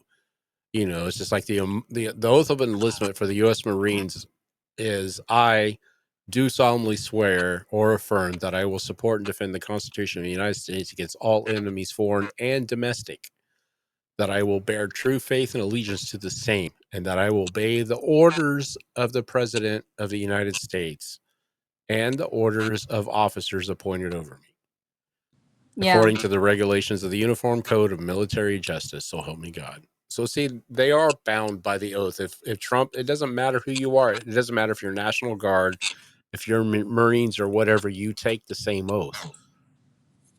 And so that one thing is that because the president is the ultimate commander in chief, yes, the governors have the commander in chief position over their National Guard, but the National Guard is a branch of the U.S. military.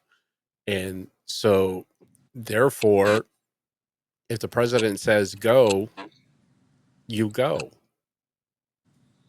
Yeah, once you're enlisted or once you take an oath, that's just the way it is, and you're part Yeah.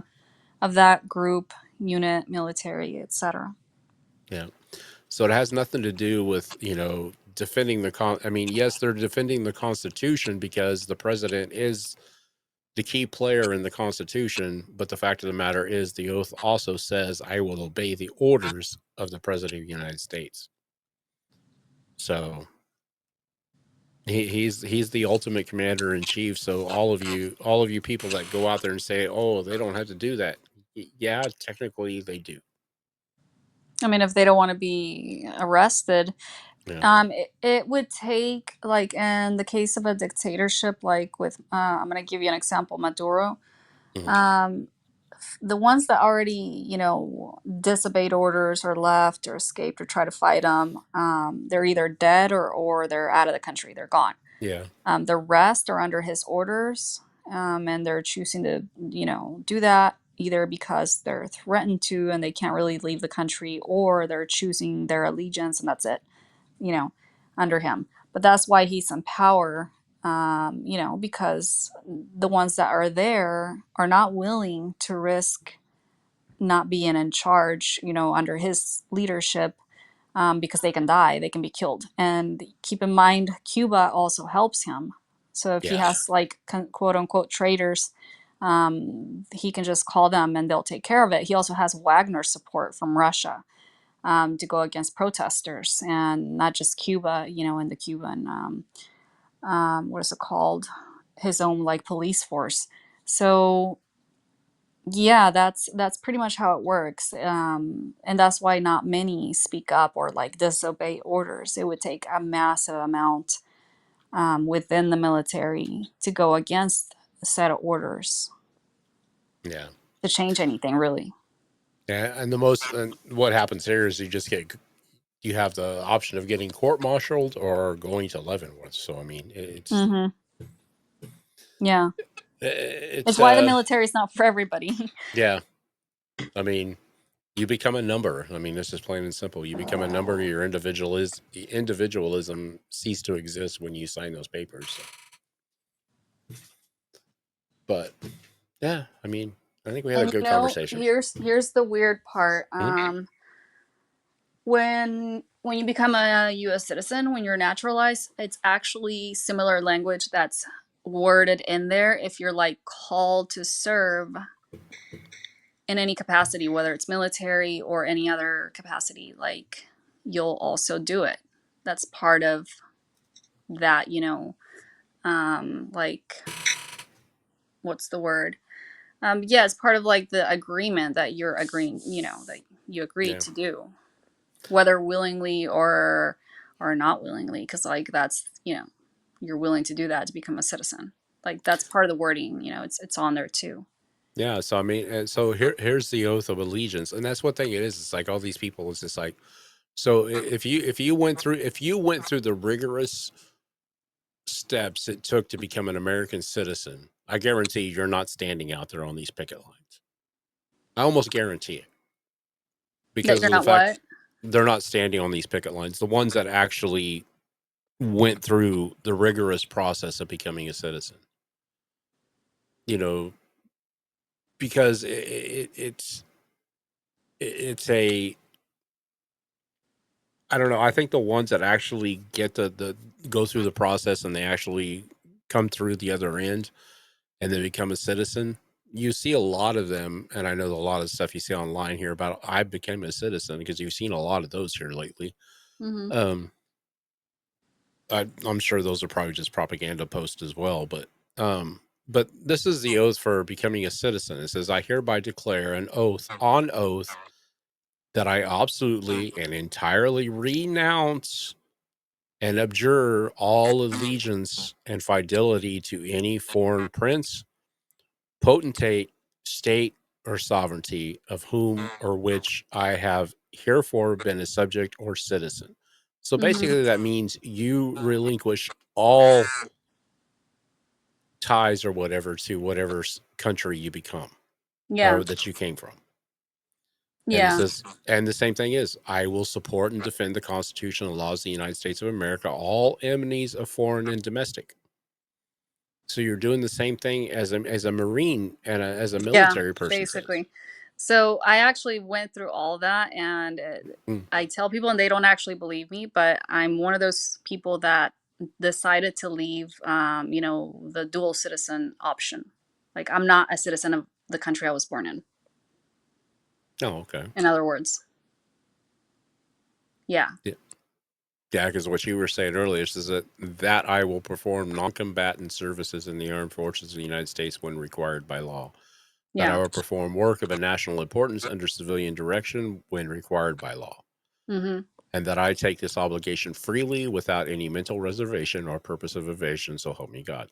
So, I mean, that's the oath. I mean, when you become a citizen of the United States, I mean, you, like I said, the people that I talk to that have went through the process and everything else, you know, they understand some of what's going on now, but they're totally against the majority of it, mm-hmm, because of the fact of the matter, because they did fight to become a U.S. citizen. yeah, Um, so, and I think a lot of them, like I said, most of these people, like you said, are young. They're, you know, a part of that generation, but, then it goes again to that pyramid scheme thing. It's just like you have the major benefactor, the one that's funding it all. And then it's, you're dropping it down to the lower ranks. And then they go out and basically, 25, $50 for, hey, come join us and we'll give you $50. Cause I mean, there's been people that said there's ads in the paper that sits there or on yeah. Craigslist and shit like that, come to this location for $50. Of course you're going to get those kind of people, you I know, mean, yeah, if someone's out there paying money, for that, then I'm sure they do show up. but I don't know. We'll see what happens. Yeah, if you're going to those ones this weekend, be safe. That's for damn sure. Thank you. I mean, I did get a few things to like, be safe. And I was gonna mention this. Everybody like has it's like their responsibility, especially for media, to make sure that they have the protections. I know that Oh, the CNN guy that got shot like right in the forehead. He didn't have that face shield or the, you know, the helmet. Um, Obviously, like independent media, you're not going to have the same budget to do that. So Yeah. I actually had to research, like, oh my gosh, this stuff is expensive. Hmm. Like the face shields that they were handing out, they cost almost 100 each. So Jesus. I looked up the version of that, like what's a cheaper version on Amazon, and I did find a few. Um, Obviously, not all are needed unless it's night protest, and I probably wouldn't even bother to do a night protest anyway, unless someone went with me, you know, because you can't just do that kind of stuff alone. Because I've seen protesters even attack media, like, what side are you on? And I get a lot of hostility even here when I chat with different people. When they learn what I do, they're like, well, what side are you on? You know, they immediately take that stance, like seeing you like kind of an enemy or a potential enemy. So you have to worry about being shot at by, you know, not protesters, but police, and then being like attacked by, you know, the protesters themselves, or being shot at by the police or National Guard. Like in Seattle, I think they were handing out flyers to media saying, if you're recording us, you know, we have the right to take away your camera and break it. Kind of Wow. like a intimidation tactic.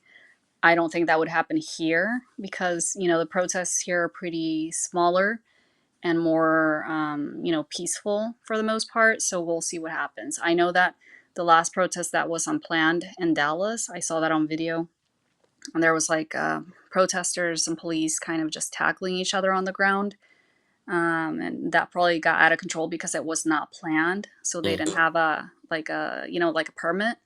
But when they do have a permit, they actually have police that'll guard the protesters to make sure that if there's any counter protesters, that they, you know, interact within a certain distance. And if there's an issue or a fight that breaks out, that's when the police will help. And I did talk to some police officers before in the area, and I asked them, like, how does that work? And they did tell me, well, if media shows up or media that they're not comfortable with, they can ask you to leave. So they said it's not up to us, it's kind of up to them, you know, and the type of reporting that you're doing. So that's what I learned, you know, about, because I remember seeing some influencers complaining that they were asked to leave or kind of harassed by protesters. But that's the reason, because it gives them the right to do that when they have a permit.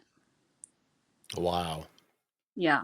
And I learned that here, not even in Dallas. I learned that in Tarrant County. So the police were there for the duration of that permit. It could be 2 hours, 3 hours, 4 hours, and then it ends. And then they have, like, I don't know, a couple more hours to march if they're going to march, which they always do that, even in Dallas. And then after that, they have to go back home as soon as it gets dark. Obviously, they push the boundaries and stay out a little longer. Mm. But for the most part, they're supposed to just kind of, you know, go home after that. Damn. Yeah. Huh. Oh, geez. I don't know. It could be interesting this weekend. Um, Yeah, yeah. definitely. Definitely. So, I mean, I am taking some precautions. I'm not too concerned because it's going to be in the daytime, first of all, and Mm. we have bad weather Yeah. potentially. So, Yeah. we'll see. And that means a smaller crowd. So, I'm not like as concerned as I would be if I was in Los Angeles, for example.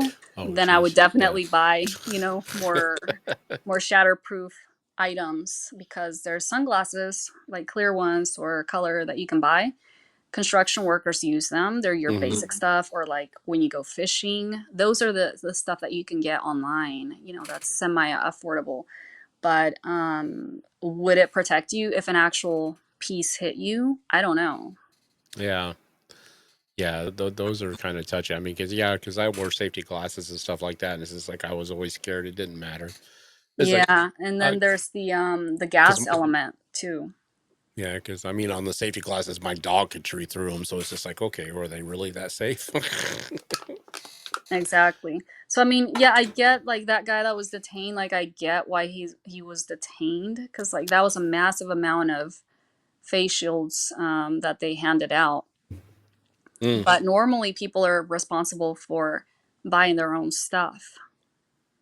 Yeah. you know, and media definitely does because they have to be protected in case something happens. Well, sure. Yeah. But protesters, for the most part, majority, I think, like I was saying, like everybody has to like buy their own ticket if they're out of town, out of state, whatever, or they're bused there. I don't know. I don't know, to be honest. And then others drive there if they're like local or semi-local.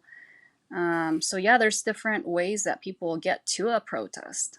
Now, if on top of that you have to like prepare, that's really investing a lot Hmm. into a cause. Yeah, it'd be interesting what you find out when you go down there. Um, See if it's anything like what we've seen online with LA and Chicago, because I guess Chicago's having one now. But Yeah, there's some I wasn't even aware of. Like I think Philadelphia. Well, yeah, that's it's kind of expected, but like I read about a few others that I wasn't aware of. I think it was like other states. Can't remember right now. Maybe yeah.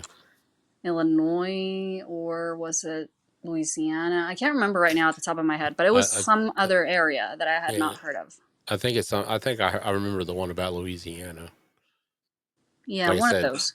ours here, there wasn't that big of a crowd, and I don't think they're doing it tomorrow. I don't think they're doing or this weekend. I think they just did it in conjunction with what was going on in LA. But Yeah, I mean California, New York, maybe Florida will definitely do something. DC, but I think Trump said already like they're not allowed to protest during the military parade. I don't know. that'll be interesting. I mean, yeah, that whole military parade cracks me up. It's just like, I mean, it's just kind of a coincidence that it lands on his birthday, but it's also the 250th anniversary of the military. So Yeah, that too, and Flag Day. So that's yeah, that is obviously we're going to see a lot more U.S. flags, and you know so. that's a good, probably a good thing. But yeah, But so we'll see what happens. I'll definitely try to do a live stream, but X isn't that good as far as footage, you know, live yeah, footage. So I'll see what I can do, but I'll definitely take video and photos and kind of share. If I can do some sweet. interviews, I will, but it's up to the protesters, you know, if they want Oh to yeah, speak or not. So we'll see what happens. yeah. Well, like I said, I'm sure we'll be in touch before then. But if not, make sure that you stay safe. And like I said, when you get everything together, maybe we'll come back on next Thursday night and Okay, hear yeah, hear I'll your definitely experiences. I'll do that, and I'll send you, you know, anything that I find interesting. Sweet. All right. Well, thank But you. no, thank you. Thank you as well. All right, ladies and gentlemen, I'm going to put her. Go check out some of her articles. I'm going to put it in the Rumble chat if you guys are over there. Go over to rumble .com / the Nation Underground and check out some of her articles because she's a very talented reporter and stuff like that. She's done a lot of stuff, either Ukraine and a bunch of other things. But ladies and gentlemen, Gia Stone or Gia Santos. I don't know why I just called you Stone, but I like Gia the way that sounds. Gia Stone. Yeah. Um, but yeah, and yeah, like I said, we'll see what happens. But join us next Thursday night, and we'll see what happens with all this shit going on this weekend. But if you guys are out there at the protest, please be safe, take precautions, and Mhm. everything else. Don't take everything for granted. Don't be, Superman and think that you're all powerful and all that, especially if you're independent and just getting into the field. Um, but yeah, but thank you guys for joining on X and on Rumble, and we'll see you next week. Peace out. Bye.